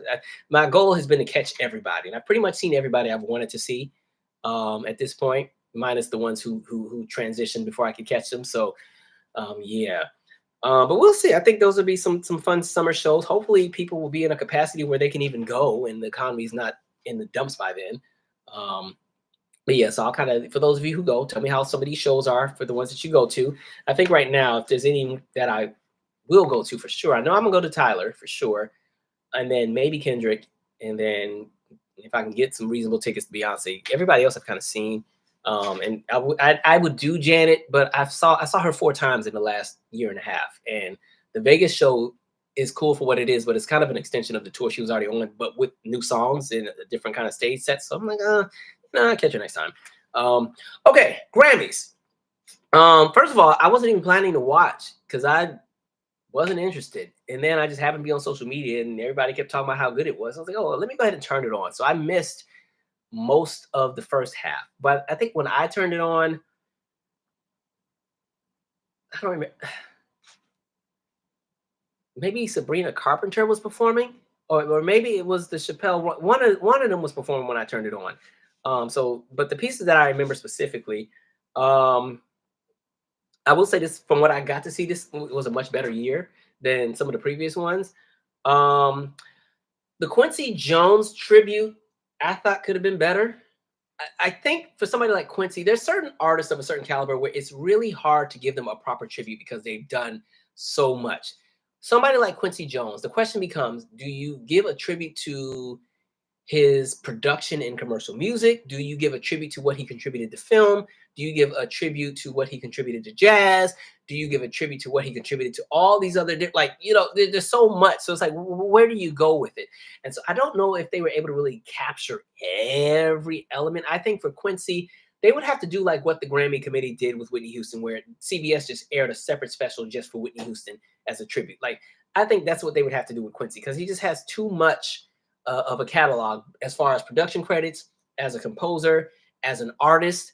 There's too much, and there's no way to really capture it all. Because I just knew at some point I was going to see the choir come out, and then Tevin Campbell was going to come out, and they were going to perform tomorrow. That's what I was waiting for. Didn't happen. I knew I wouldn't get a Brothers Johnson "I'll Be Good to You" performance, but that was okay. I could dream, right? And even, hell, I know Shaka Khan and Ray Charles did the remake in the 90s. I was like, I knew Shaka wasn't going to come out either. But yeah, so that was one of the things. Janelle Monáe, I like Janelle Monáe, but I didn't like that performance. And I think "Don't Stop Till You Get Enough" is not an easy song to sing live, because the verses, actually the entire song is in falsetto. The entire song, minus a few ad-libs at the end. And falsetto does not always translate well live if you don't have the right sound set up. So it was kind of like, we know Janelle Monáe can sing, but I didn't really think she sounded that great on that one. And so I wasn't sold on that. Plus, I know that she loves Michael and she loves Prince, but I always saw her as like a Prince darling. So I probably would have actually gotten somebody else to do that tribute, honestly. And then, Stevie, I have no smoke for Stevie. But now, listen, I was asking on Twitter. I feel like he added some pieces in the back, like, because all this has been going for a good minute. But the back was getting a little thin, too. He had about 12 left, but he had a full about 30 locks in the back. I'm like, let me find out. Stevie done added some enhancements back there. Go on, Stevie. I get it. He put that hat on too. But the thing I was gonna say about Stevie is that for me, and I say this every time, I feel so bad that he's had to, give so many tributes to so many of his music industry peers and friends. I can't imagine constantly losing so many people. And it's a territory that comes as you get older. Like as we get older, you start to see more and more of your friends and family and people transition and pass on because life happens. I think when I still used to do the end of the year videos, I remember talking about how 2016 was just a really weird time because there were so many people who had passed on. Like my dad had passed in 2015. I just made my peace with that. And then in 2016, it was like a really, really, really good college friend of mine had passed on. And then one of the coworkers he wasn't really a coworker, but he worked at another center that we always partner with. Then he died. And then one of the kids from my center had a brain tumor and died. Like it was like all in like the same 3 months. I was like, what is going on? Right. That was my first time really having to deal with like a constant barrage of like death. And so I always just feel bad when I think of Stevie, because I always think of the time after Michael had died, and then Stevie was doing a concert and he tried to do like a tribute and he was singing The Way You Make Me Feel, but then he started crying through the performance. And oh man, I'm glad that people give Stevie his flowers, but that's tough, right? So I do wish they had a little bit more for the Quincy tribute. Hopefully BET Awards, if there is one. I don't know what y'all over here doing. I hope they do right by Quincy. Let me see. What else? Okay. Kendrick Lamar had a really, really great night, right? What, 5 Grammys for a diss track? I said, okay, Kendrick. I've always talked about like the collective experience in music and how I feel like it's not a thing anymore. But I do feel like every now and then there are moments that are still somewhat of a collective experience that everybody enjoys. And when I say collective experience, what I mean is that everybody knows where they were or what they were doing when like a certain thing happens in music or in pop culture, or everybody is aware of something. Those collective experiences kind of stopped as social media became a thing and as we had more options in television and everything like that. But think of like the Macarena, right? That was a moment, right? It blew up. It was massive. It was everywhere. Everybody was doing it at the company Christmas parties and at the DNC conventions and at the skating rink and the school dance. It was just this massive thing, right? That to me is like a collective experience. Universally, everybody knew the song, even if they didn't like it, right? A universal experience, I think, for Black America is like watching Motown 25 for those who are around. Everybody and their mama had it on, right? 50 million viewers that night.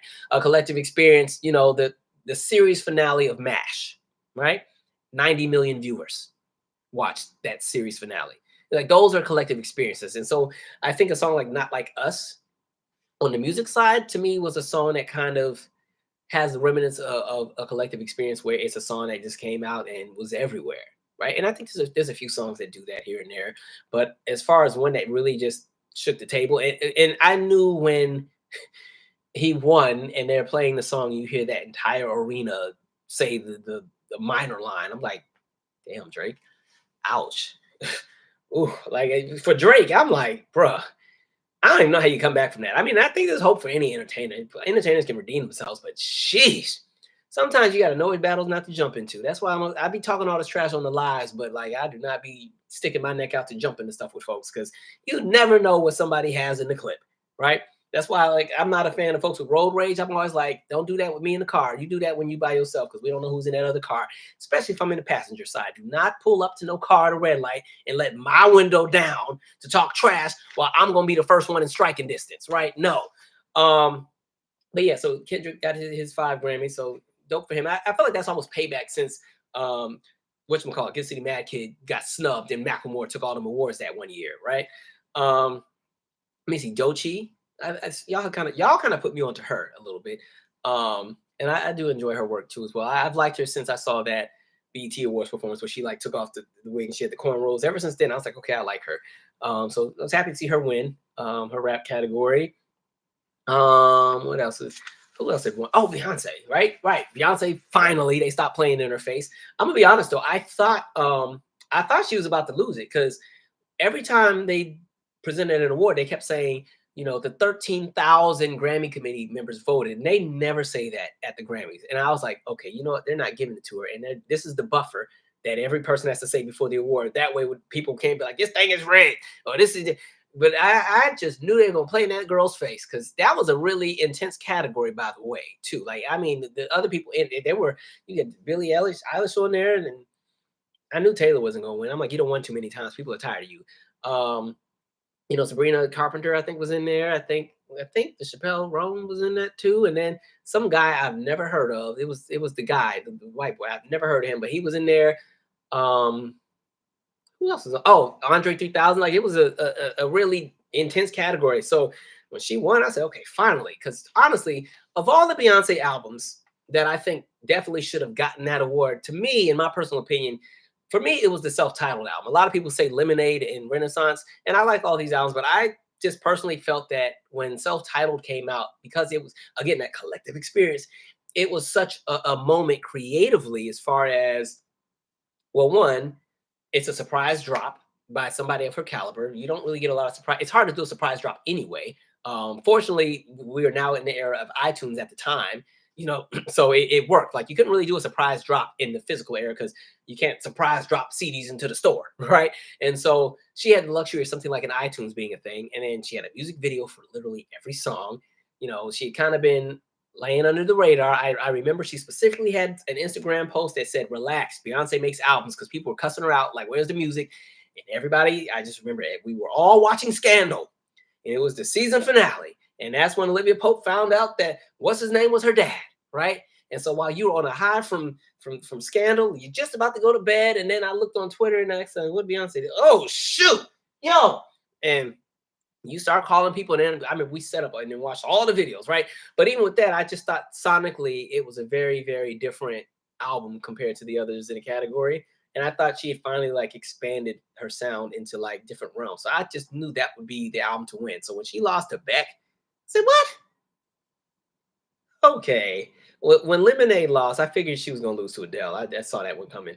And then Renaissance, I thought she had a shot. Honestly, I thought Renaissance had a shot, but good for her. And the main reason I'm enjoying all of this, like I said before, watching the racism that jumped out because she jumped in the country, because, again, there's a demographic that thinks they own everything, right? Watching her get snubbed at, like, the CMAs, and watching all these people in the country industry, like, tear her down for jumping into different genres, as if every artist doesn't jump into different genres at some point, but trying to pretend and say all these things, well, she needs to be a part of the country thing in order for this to. I was like, why do y'all have all these rules and stipulations? What it is half of y'all are threatened because she's gonna outsell most of y'all. Like, man. And I'm not even a Beyonce stan, but I was like, y'all not about to sit here and play in her face with that. And so I enjoyed watching her win that. Like, she got snubbed at the CMAs and everything else like that. You saw all these think pieces and all these people in the country who had so much to say about her. And really, it's just they did not like that it was her doing it. And I love that, because album of the year won, every Black country artist that's also featured on that album also now gets a Grammy in country, which I love, right? So yeah, like, I remember, you remember when she did the set with the Dixie Chicks, right? And it was their most highest rated performance of the night for that award show, and they took the performance off the website. Petty. So I'm glad she won. Good for her. And I know she's that tour will be interesting too. Okay, let's see here.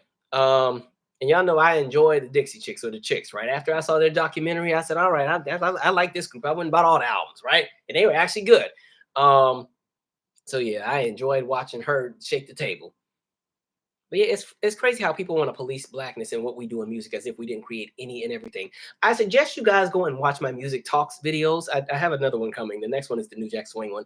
But yeah, we definitely go into that conversation, even with rock and roll. Like, you see how they act every time a Black person gets into the Rock and Roll Hall of Fame, and they want to act like we're not supposed to be in there. Please.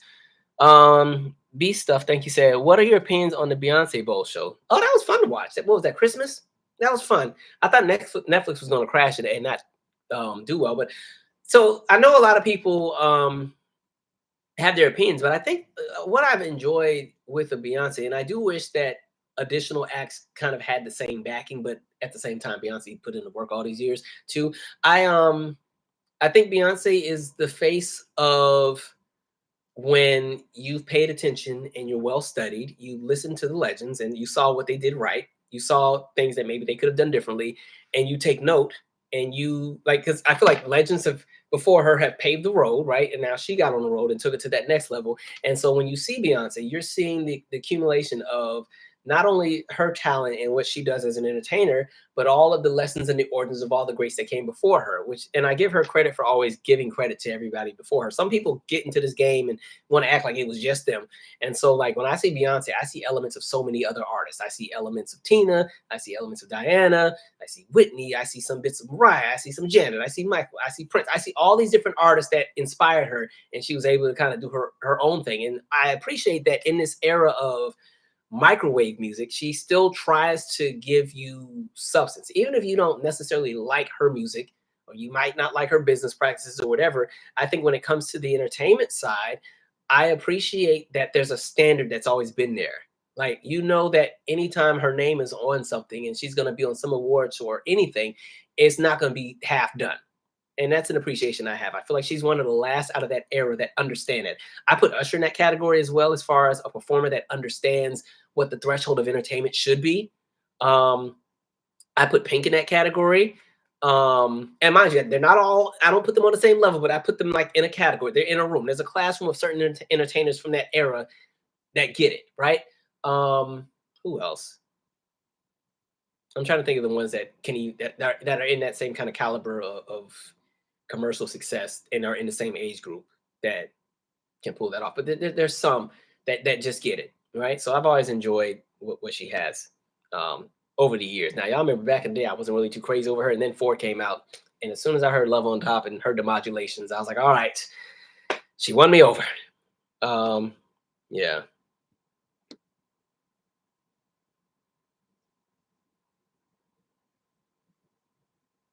Oh, that's a great one. Madison S. Collective Experience. Who shot JR? Episode of Dallas. And I'll say generationally, I think the response to that for the younger generation, like mine, would have been Who Shot Mr. Burns with The Simpsons, which I think was the season finale of season 2 or 3. When, remember, Mr. Burns got shot, and then they had like, it ended, and then there was like the national competition of, can you guess who shot Mr. Burns? You know, mail your answer to the Simpsons sweepstakes, and then you can win a trip to Jamaica or something like that. And then, you know, when the next season started, it was the continuation of what happened. And then you found out, I think it was Maggie that did it, right? That's what I always think of.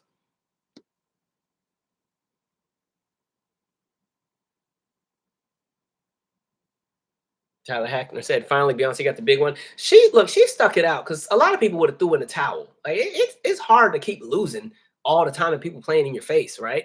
That's tough. That's why when Angela Bassett lost that Oscar and everything, and everybody was trying to be mad at her because she didn't show any poise, I'm like, sometimes it's like, F that.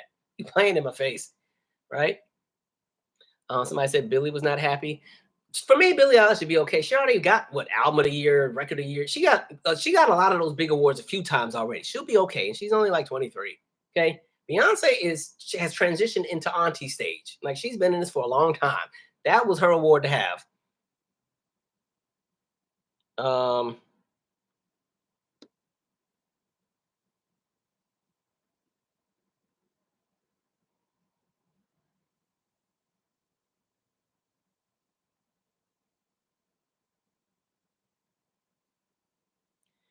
um, Somebody said Beyonce should have won for Renaissance Lemonade and self-titled. I gotta go back and see who was in them categories, but every other than the year she went, I knew Adele was winning that one. I knew when Adele opened her first week with like 3.4 million copies. I was like, oh yeah, it's gonna be the Adele time. Even though the album, to me, I felt like 25 slowed down quickly. It still sold a lot of records, but I knew that was gonna go to Adele. I knew it. It wasn't even a thought. Um, and even Adele was like, I can't even accept this one, y'all. Y'all really played in her face. Oh, and Diana Ross. I enjoy seeing her. It's kind of dope. Can you imagine like Diana Ross handing you your award? Like that? That's really dope, right? I think it sucks that only 4 Black women have won Album of the Year in the Grammys 69-year history. It's been Natalie Cole, Lauryn Hill, Whitney Houston, and Beyonce. And to me, I feel like Black women carry the music industry a lot of times. So how is it that only 4 of them have won that kind of award? Like, what? Okay. Somebody said Pink culture vulture. Look, Pink been a rockhead for the last however many years. That y'all got to take that up with L.A. Reid. L.A. thought he could turn her into like a white R&B whatever. Album was actually good, by the way, but Pink clearly said that's not really the sound I want to do, and she's been rock, country, pop since. Um,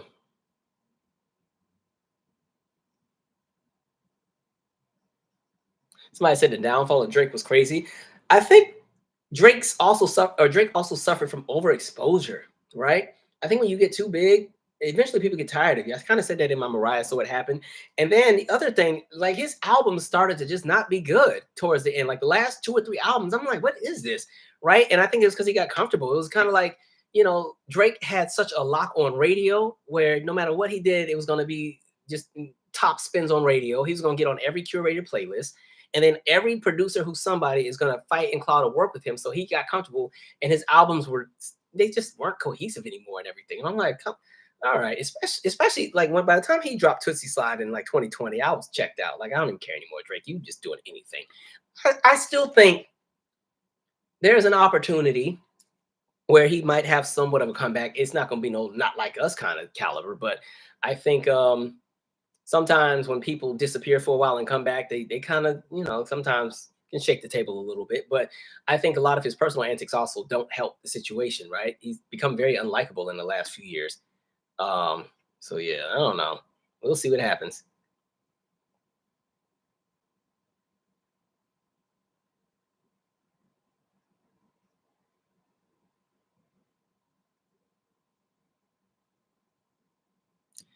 Somebody said I thought they were going to give it to Andre 3000. I didn't think he was going to get it, but the Grammy sometimes will surprise you and be like, nope, right? So things be happening sometimes. So um now the Grammys could have showed one of the R&B categories if we were really having a real conversation, but because they only showed 9 awards being presented.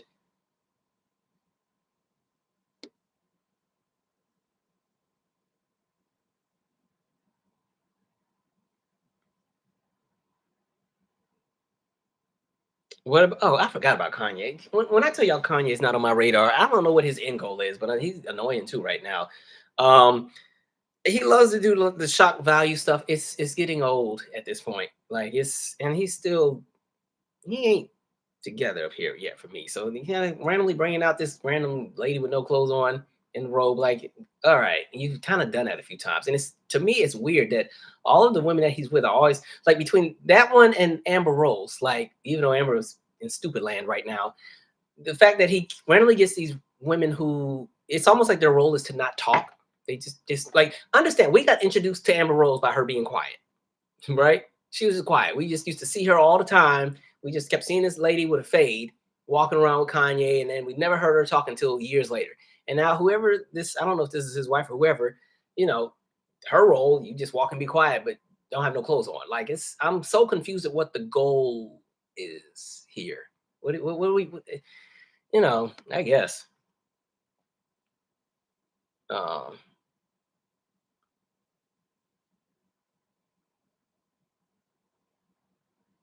oh, somebody said Alicia Keys. I put Alicia Keys kind of to an extent in that category. A little different though, because she more so is not really. She doesn't do as much of the dancing and the theatrics. She kind of, um, I don't know. I'll say this though.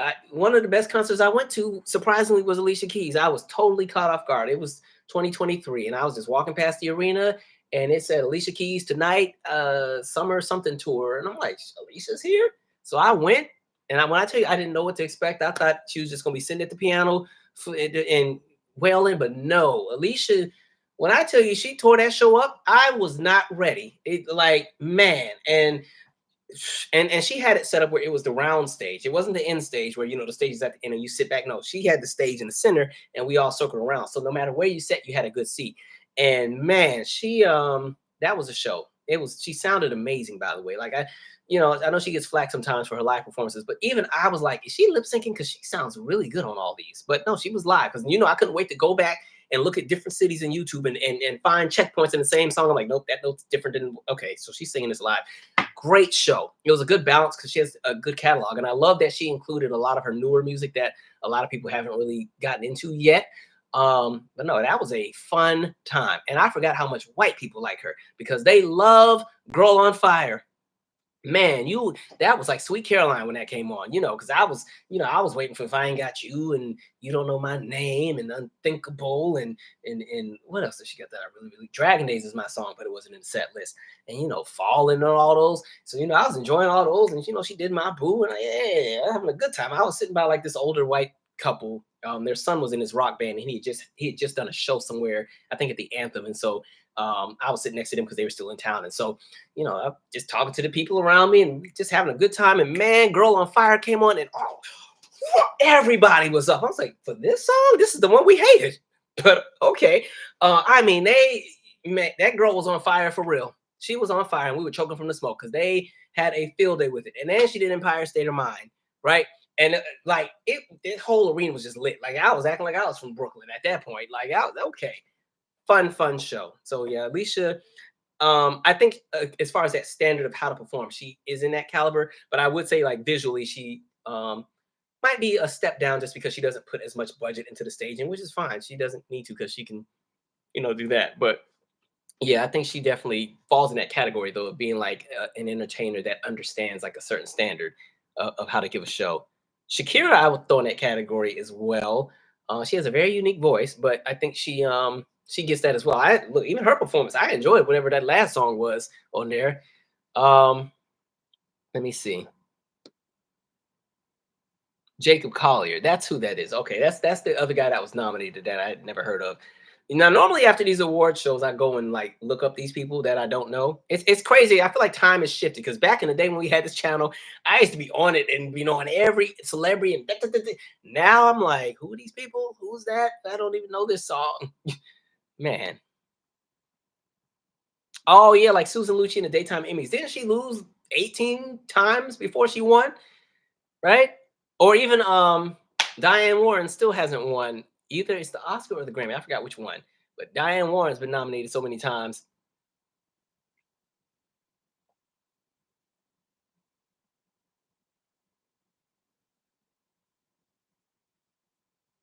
Somebody said, "Please don't give Kanye no attention. That's what he wants to get attention." That's why I don't even really be paying attention to what he be having going because he just good luck, good luck. He's oddly, I'm not gonna lie, he was one of my favorites in college. One of my favorites. I went to that Glow in the Dark tour, had a time, but I gotta hold on to nostalgia when it comes to him because I'm good. Um,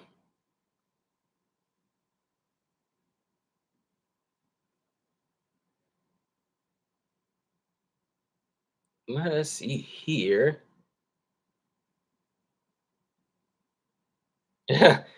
LMO said, "I'm going just like Janet said," and I wasn't even thinking of that song, but now that you brought that up, let's see.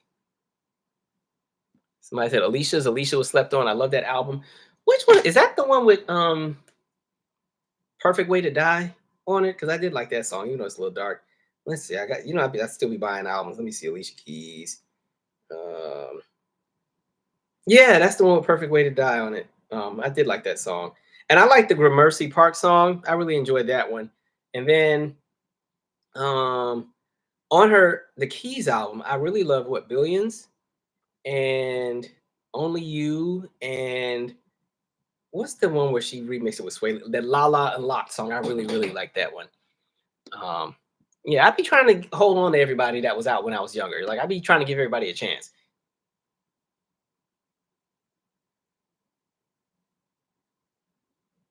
Somebody said, "You Don't Know My Name" is my favorite Alicia song. I enjoyed that because she said my name in it. Like in high school, like when she get to "Can I talk to Michael?" What Alicia? What now? I used to love her. I used to love when that part came on the song. What? I'm busy. Let's see.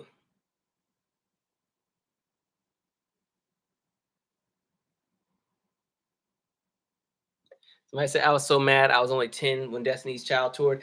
I'm pissed I never really saw them because I remember my friend had asked me, did I want to go? They were having a Destiny Fulfilled and Loving It tour. And I think it was the same day as like our homecoming game for high school. So I was like, I don't want to miss the homecoming game.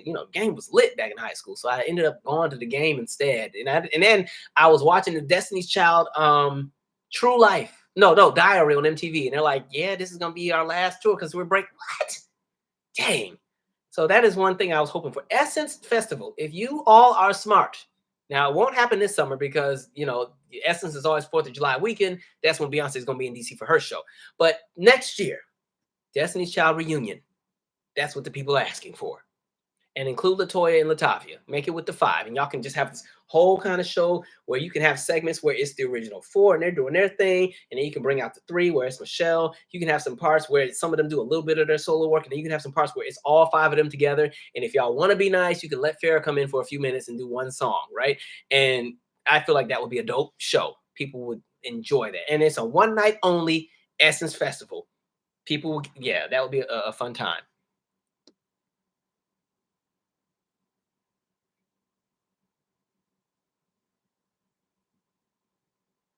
Let me see.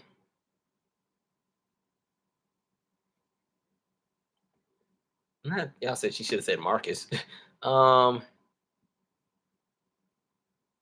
I said I wasn't going to concerts when Destiny's Child came out, but they came to my high school at Jagged Edge before they came out, and they were singing. When I tell you, if you weren't around during a certain time, like there was nothing like going to the mall and 3LW was performing at the food court. Like the artists can't even do that now because people will make fun of them on social media. And it's like if you realize and knew where all these artists used to have to get their start, like this is the era where you get signed and you go straight on an arena tour now. Like no, folks was at high schools, they were performing at the local neighborhood festival somewhere randomly on St. Patrick's Day in Snohomish County, Washington. Like these celebrities used to have to go to all kind of places. Then they go and do the schools, right? And then when they finally get on television, like I just saw this clip. It was Britney Spears, and she was literally on like some public access thing. And mind you, Baby One More Time was out. I was like, yeah, when they first get out there, it was like whoever will have me, we're performing. Speaking of, I just went to a So Far Sound show. When they come to your city, definitely go to those shows. The So Far Sounds, those are the shows where it's like the showcase with local artists in your area. They're really, really good. I just went to one on Sunday, and there were some really great artists. I'm actually going to shout them out because I really enjoyed all of their sets. One artist, and these are all based in DC, so definitely support their music. Let me pull these people up. Okay, here we go. So one person was all right. Okay, it's Tiana the Queen, like TEONNA. Um, she had an amazing set that I really, really enjoyed. Where it was like, and she's actually auditioning for NPR to try to get on the Tiny Desk. But she had this set where like her best friend is another girl named Jade, and then her Instagram was like it's Jade Jay, who also does music. She had her friend Jade as her pianist with backup singer. That was a dope set. I enjoyed that so much. It was so good. Had me wanting to go and like, let me go ahead and do one more album, even though I just dropped one, right? And then there was another artist, Devon Neil, like DAVONNEDNEIL. I enjoyed her set. She's from Baltimore. She's kind of like a Jill Scott kind of approach. Oh, going back to the first person. So the Tiana reminds me, if you know of like Jane Hancock, the singer slash rapper, that's who they reminded me of. But they have a really big singing voice too, right? So they could sing the really current sound and stuff. But then I knew it would have been nothing for her to go and like sing something with a more traditional voice that's needed. Like I feel like she would have easily been able to like take on a Mickey Howard song if she wanted to, right? And then so going back to the Devani D. Neal, she was kind of like a Jill Scott, Erica Badu kind of thing. And then there was Deanasia. Let me make sure I get her stuff right too. Who was actually my friend. That's who I came to support. Let me see, Deanasia. It's like, where you at, D? Uh, so their Instagram is like it's Deanasia, ITSDENASIA. And so yeah, they normally do at So Far Sounds, they'll do a handful of acts, usually about 3, and then each act will do a handful of songs and stuff. So I really enjoy going to that. But So Far Sounds is global. They're in pretty much every metropolitan city, and they move locations all the time. And they normally have a showcase every month. So for those of you who are artists, so those of you like the Allens and few other people that are on here that like to do music, I think really get into the So Far Sounds bit. It was really cool. Okay, let's see here.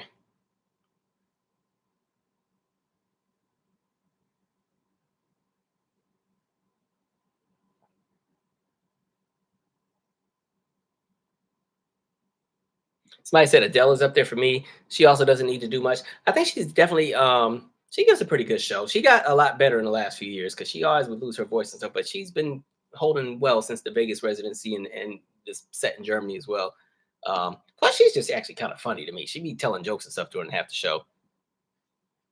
Um, let's see. Avocado Queen, you've never been to a concert. Wow. I'm not even judging either. That's cool. Said I've never been to a concert. Calvin, yours will be my first. If I ever do one, if I ever do one, look, I'm talking about So Far Sounds, and y'all should sign up. Hell, maybe I should sign up. Man, let's see.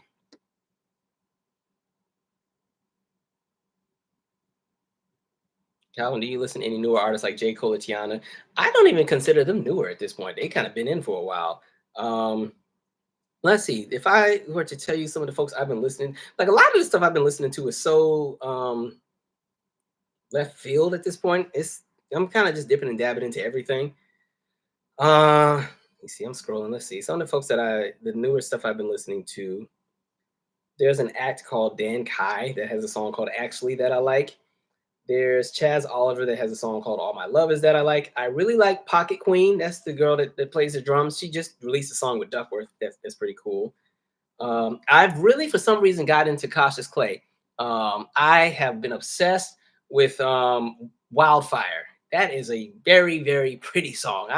It's too short, but I love the song. I went back and revisited his album because I bought it and just never really listened to it. And then you know how you be cleaning the house and you put music on it. It's always when you clean in the house is when you discover all the good stuff because you're so busy scrubbing and vacuuming that you don't have time to keep skipping to the next song that you just let stuff play. And that album came on. I was like, this is nice. Who is this? And I'm like, oh, something I bought. So I've enjoyed that. There's a girl named Ayana that has a song called Boys Like You that I like. There's Linda Dawn, who has a pretty dope project. Let's see. Topaz Jones is not really super new. I've been talking about him for a while. He's a pretty cool rapper. Who else? Who else have I been talking about? I've told you about the guy Q. My favorite song of his is Stereo Driver. I really think that's a really dope song. It reminds me so much of like a Prince kind of throwback. He just released a new song the other day, but I don't know what it's called. Who else have I listened to? Like a lot of the folks are kind of real like indie or like they're not really on the radio.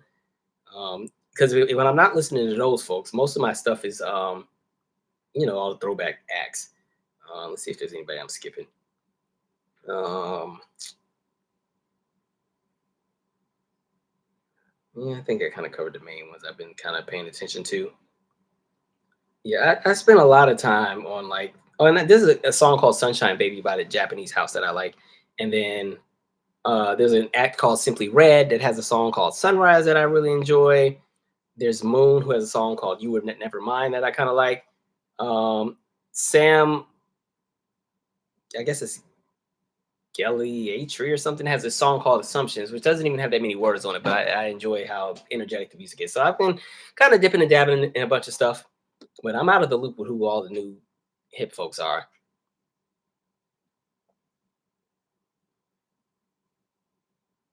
Jealous of You, Angel Haven or Angel Heaven. Heaven. Oh, check out her channel too, because they got all the good videos and throwbacks of everything that we be looking for. They said they saw the original lineup on TLC's fan mail tour. Y'all know my fan mail tour story. I don't even want to relive it, but yeah. I did get to see TLC in 2014, but it wasn't the same. It was still a good show, but it wasn't. It's different. Um, let's see. Somebody said Calvin. No, not Farrah. I was trying to include her a little bit. Her vocals are on independent women in the background a little bit. I was let her get a piece of the hook in.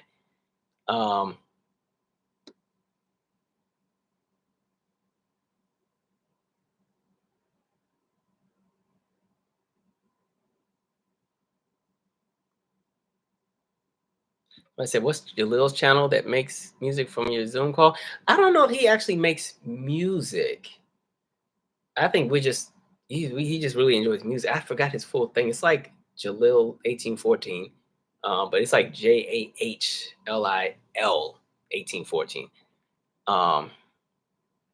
Somebody said, "Ye attacked Don Lemon, called Lemon a coon. He was the only one in the red hat in that photo in front of Trump. He never called anyone else a coon. He called Trevor Noah a coon too. First of all, Elon and not Elon, Don and Yee. Look, Don just started acting like he got sent, so the two of them both got nerve. um, yeah, but because I used to be whacking Don Lemon way back when, especially around 2014, 2015. Oh, okay. Congrats. All right, Alan. Calvin, I have good news. I'm currently number 3 for the Sierra Dance Icon Contest to be in one of Sierra's music videos. Voting opened up today and will end February 13th. So y'all make sure you support Alan Lewis, right? Let him have his moment, please, with Sierra. That'd be really cool. I'll make sure to vote when I get off of this.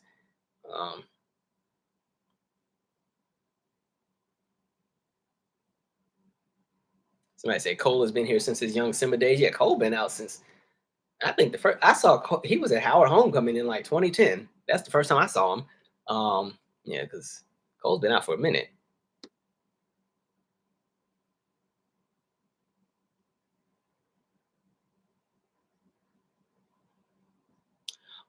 Oh my God, is that the same Holding Back the Years? Simply, yo, I didn't even think of that. Holding Back the Years. Let me wait a minute.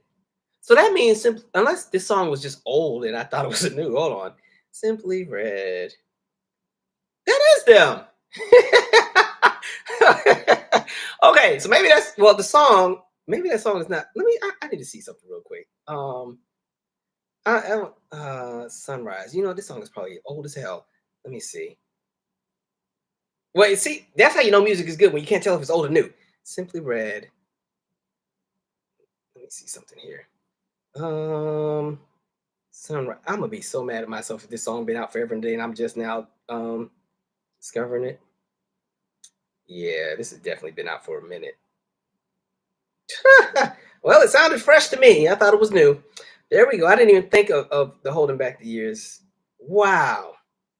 Well, okay, this looks like it was out in 2004. Hold on.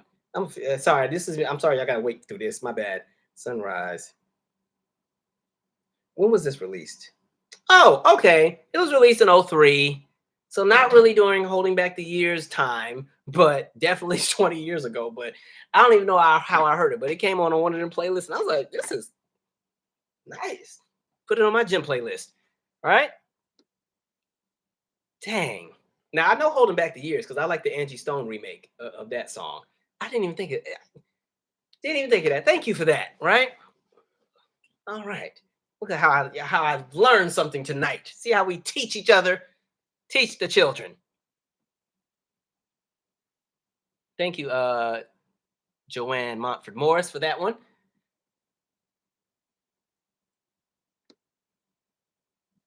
Yeah, Alan, put on here how people can vote too.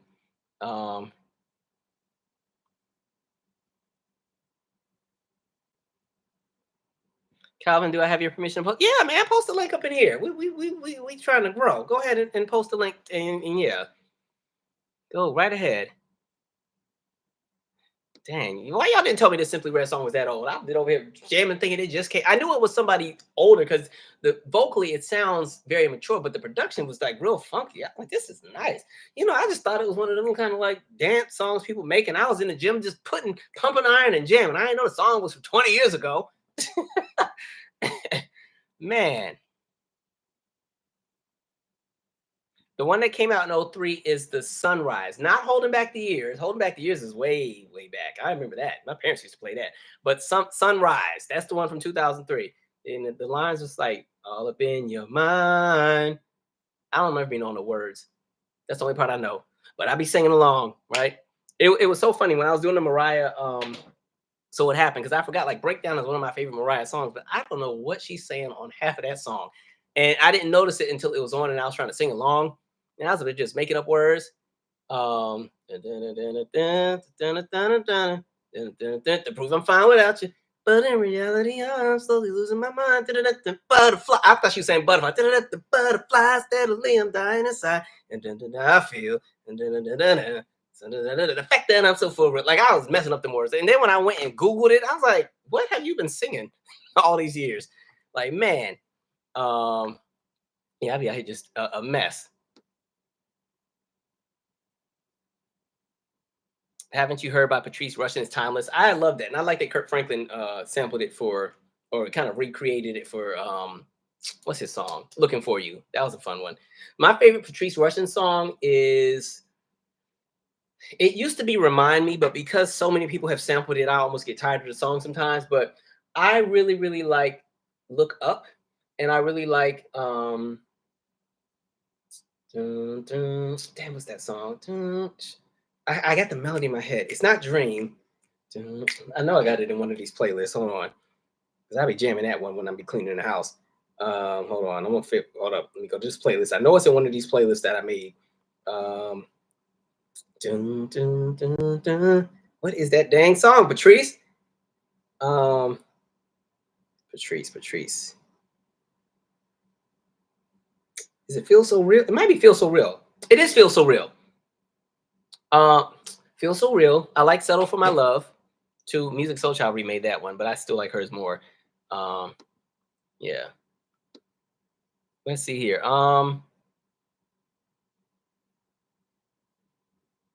Somebody say Colin's a boomer.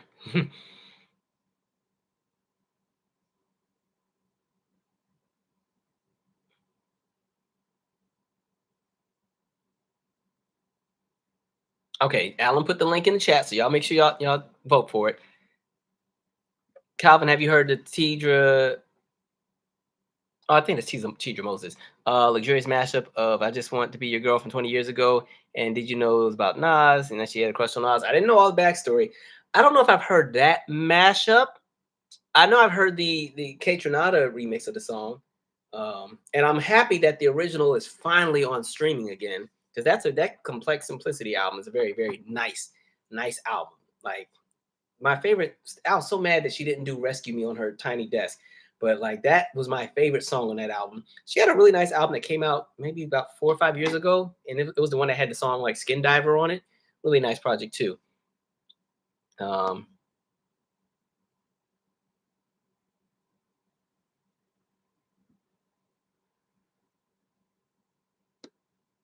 I said Drake need to go to Egypt for a while.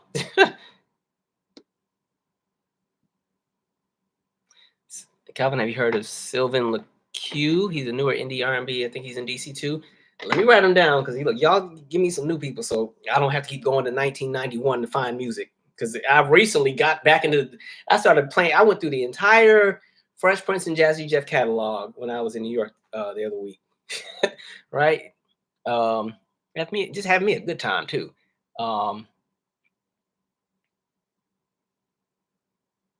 Sylvan LaQ. All right, I'll check that one out. Thank you for that.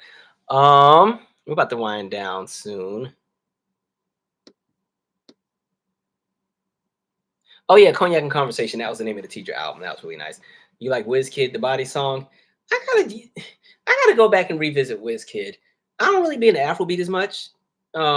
It's cool. I don't really be playing a whole lot of it, so a lot of them I don't know. But like when it came to Afrobeat, my favorite artist was One Day Cole. I used to love Rotate. That was my song. Um, so I got to go back and kind of revisit some of the Kid stuff. Said, OMG, I'm still reeling over the fact that they removed the original Skin Diver music video. I didn't even know there was a music video for that. Wow. All right, Tidra. All right, y'all gave me some homework to do. All right, so I'm gonna start winding down. Like I said, I will upload. I know some of y'all had asked for the podcast. The newer episodes are already on the streaming sites, but for those who only listen to the podcast on YouTube, I'll put the next comedically hard-headed episode out probably Wednesday or Thursday. God willing, nothing else crazy happens in the world, so it won't look in poor taste for me to be posting some comedy while the world's falling apart. And then I was supposed to post the lyric video to my song "Still Jaded" this week, but I'll wait too. So it's just a lyric video, not a music video. It's just one of the songs off the album. I got to start promoting my music because I dropped 2 albums and have barely said a word about it on this channel. So I need to actually push my stuff. So yeah, that is life. Let's see. I do remember "You Bad" by Wanda Cole. I did like that one. Somebody said, I've been listening to Emancipation of Mimi since your video. Yeah, she gave it was fun. Making that video was a lot of work, but it was fun revisiting a lot of those songs because I haven't listened to a lot of her albums in a long, other than my favorite ones. I have like some of those earlier ones I haven't listened to in years. So it's kind of good to kind of go down memory lane, right? Um, somebody listens. Calvin listens to some old school reggae like Perez and Buju. I think I said that right. You know what my song was? Mine was I Wayne Satisfy Her. That was my. I think that's more. That's not dancehall. That's still kind of reggae. That was my song. The one man can't satisfy her. She needs more wood for the fire. I used to play that out in high school. I used to love that one. Let's see. Calvin. I feel so bad because y'all keep asking for meet and greets, and I never even know how to move with that. I don't know what I would do in one because I don't see myself as like a celebrity or nothing. I just feel like I'm an everyday person that has a channel. So sometimes it's weird for me to receive love. Like sometimes I have to make sure I'm not awkward when somebody like knows me off the street, and because I will always stop and give conversation and stuff. But sometimes I'm like, damn, I guess I could do be kind of having a few legs. I don't know what I would do for a meet and greet. Now, originally, I was gonna do a launch party when I dropped the two albums, but by then, because I got sick and I didn't like how I looked anymore because I lost all that weight, I was like, I'm not having no party, nothing. Right? I don't even look like the album covers no more. Um, I don't know. I'll do something, right? But if whatever I'll do, it'd have to be something where it's like people have something to do. It's not y'all just sitting there staring me in the face. Like it would be like at a karaoke bar or something, right? Um, yeah, maybe I gotta call it something else. I don't like it as a meet and greet. It's not gonna be me sitting at a table signing autographs. It would have to literally be like in the same way when we do the Zoom parties and we're just chopping it up. It would have to be something like that. I recognize that I have somewhat of a decent sized following, but I don't see myself as like an internet celebrity or nothing. So it always feels weird when people are like, when are we having like a meet and greet? I'm like, where? I'd be upset something there'd be two people that show up, right? You don't spend all the money getting snacks and hors d'oeuvres. And me and them two people that have us a time too. Sing a song for one as you would for 1,000. All right. Um,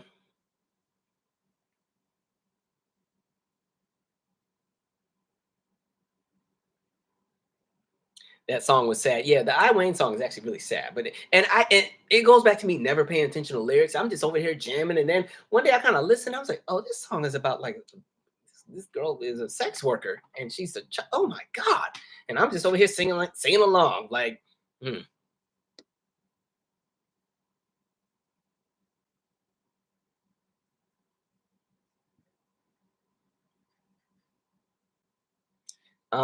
At a Calvin meet and greet, we would all learn we're more awkward than we want to admit.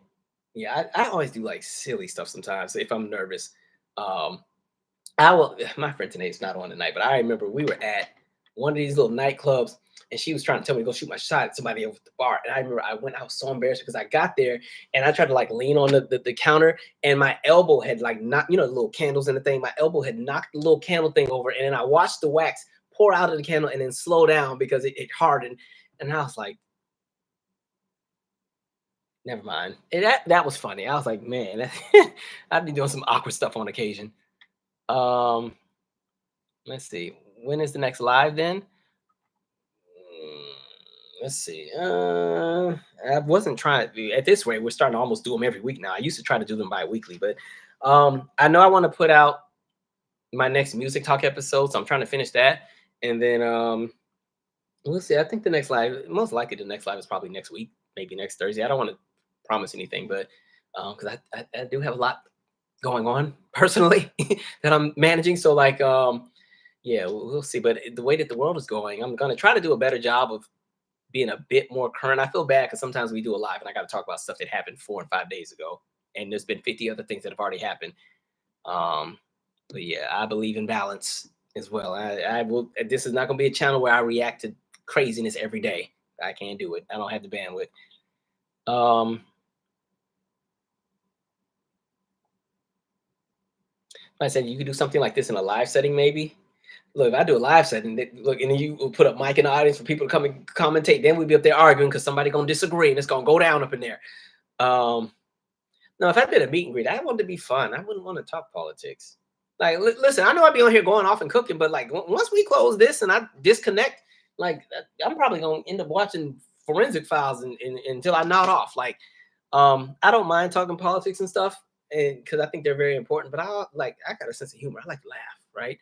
I like to tell jokes. I'm not trying to be serious all day. Um, what would you do by City High? Yeah, we was in middle school singing that one too, and that was all depressing and dark. And Eve's Love Is Blind. Boy, man, everybody knew all the words, saying rapping right along, and this is a whole song about domestic abuse. Like, man, before you had a chance to get up, you heard my gun cock, and I'm in 6th grade, praying to me now. I ain't God, but I pretend. Like, man, am I moving? I am. I'm.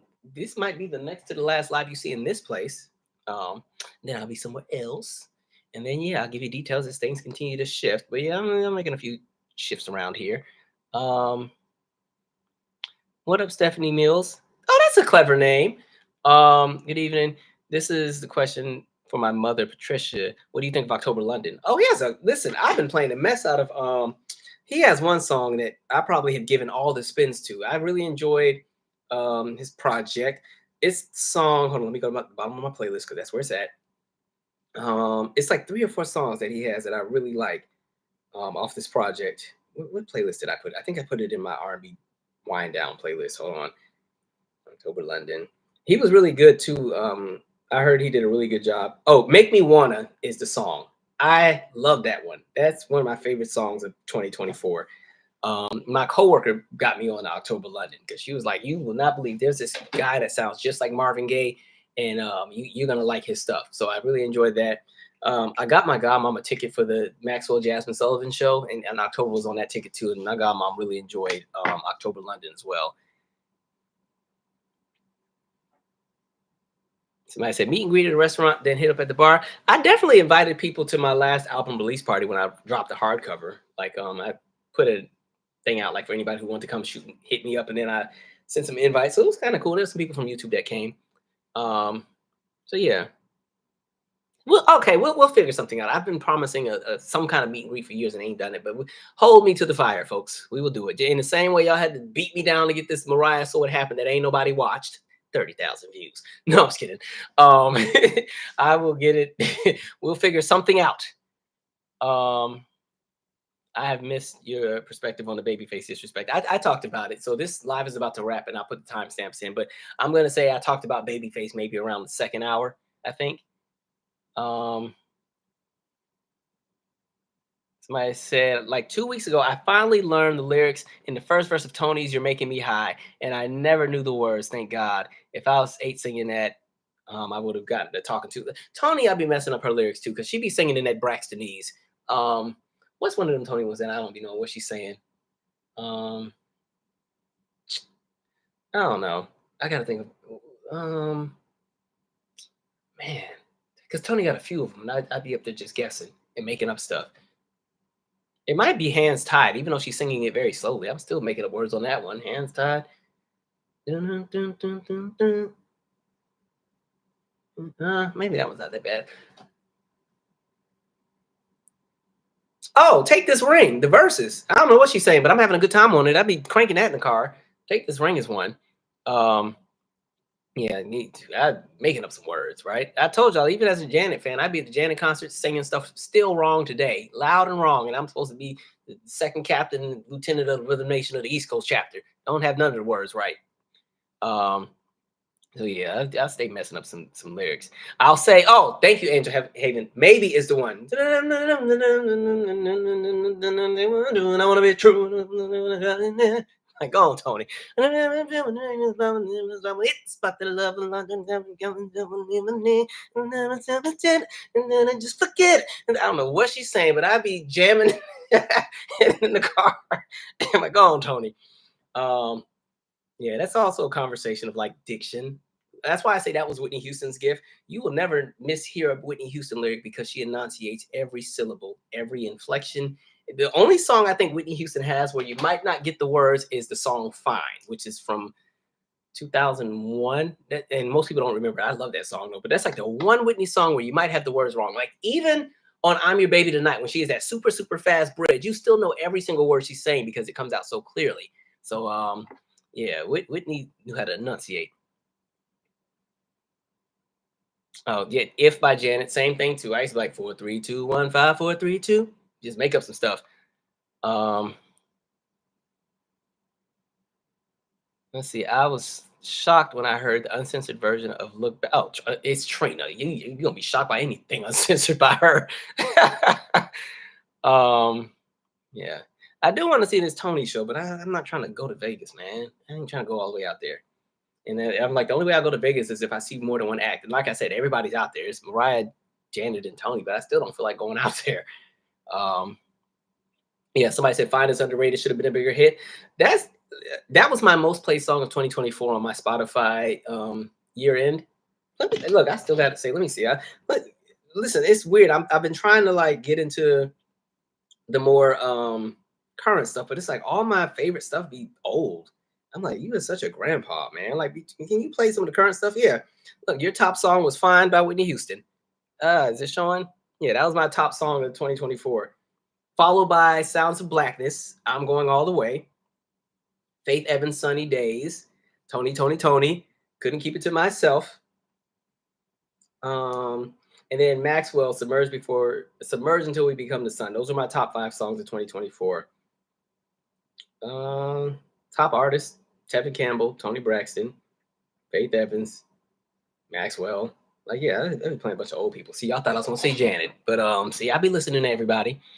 But yeah.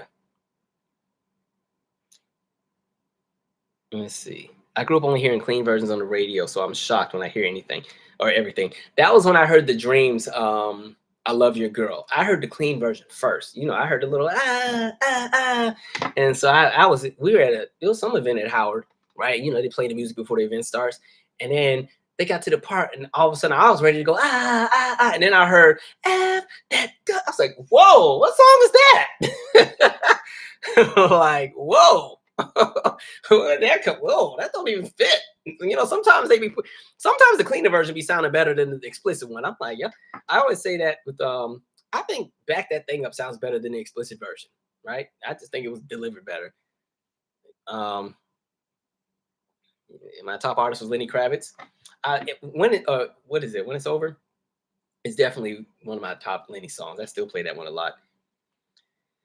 All right, folks. This was fun. We've been on here for 3 hours and 23 minutes. It's time to call it a night.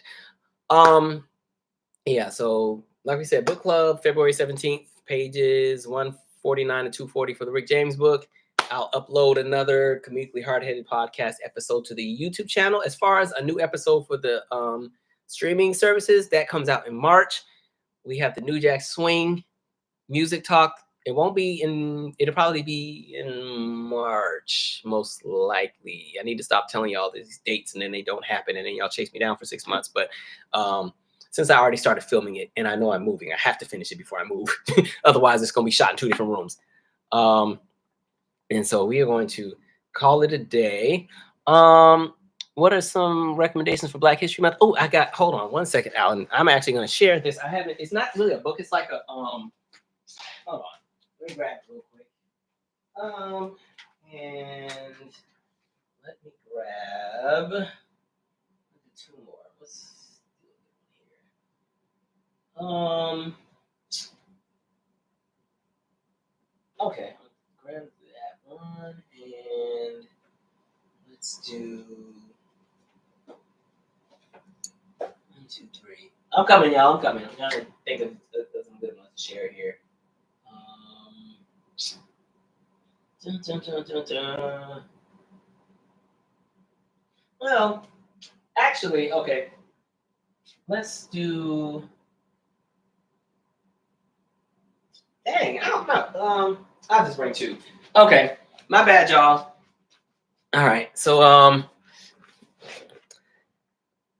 we'll do the "One Day When I Was Lost." James Baldwin is a good one, right? And this is not really. It's more of like a workbook. A healing journal for Black men, prompts to help you reflect, grow, and live with pride, right?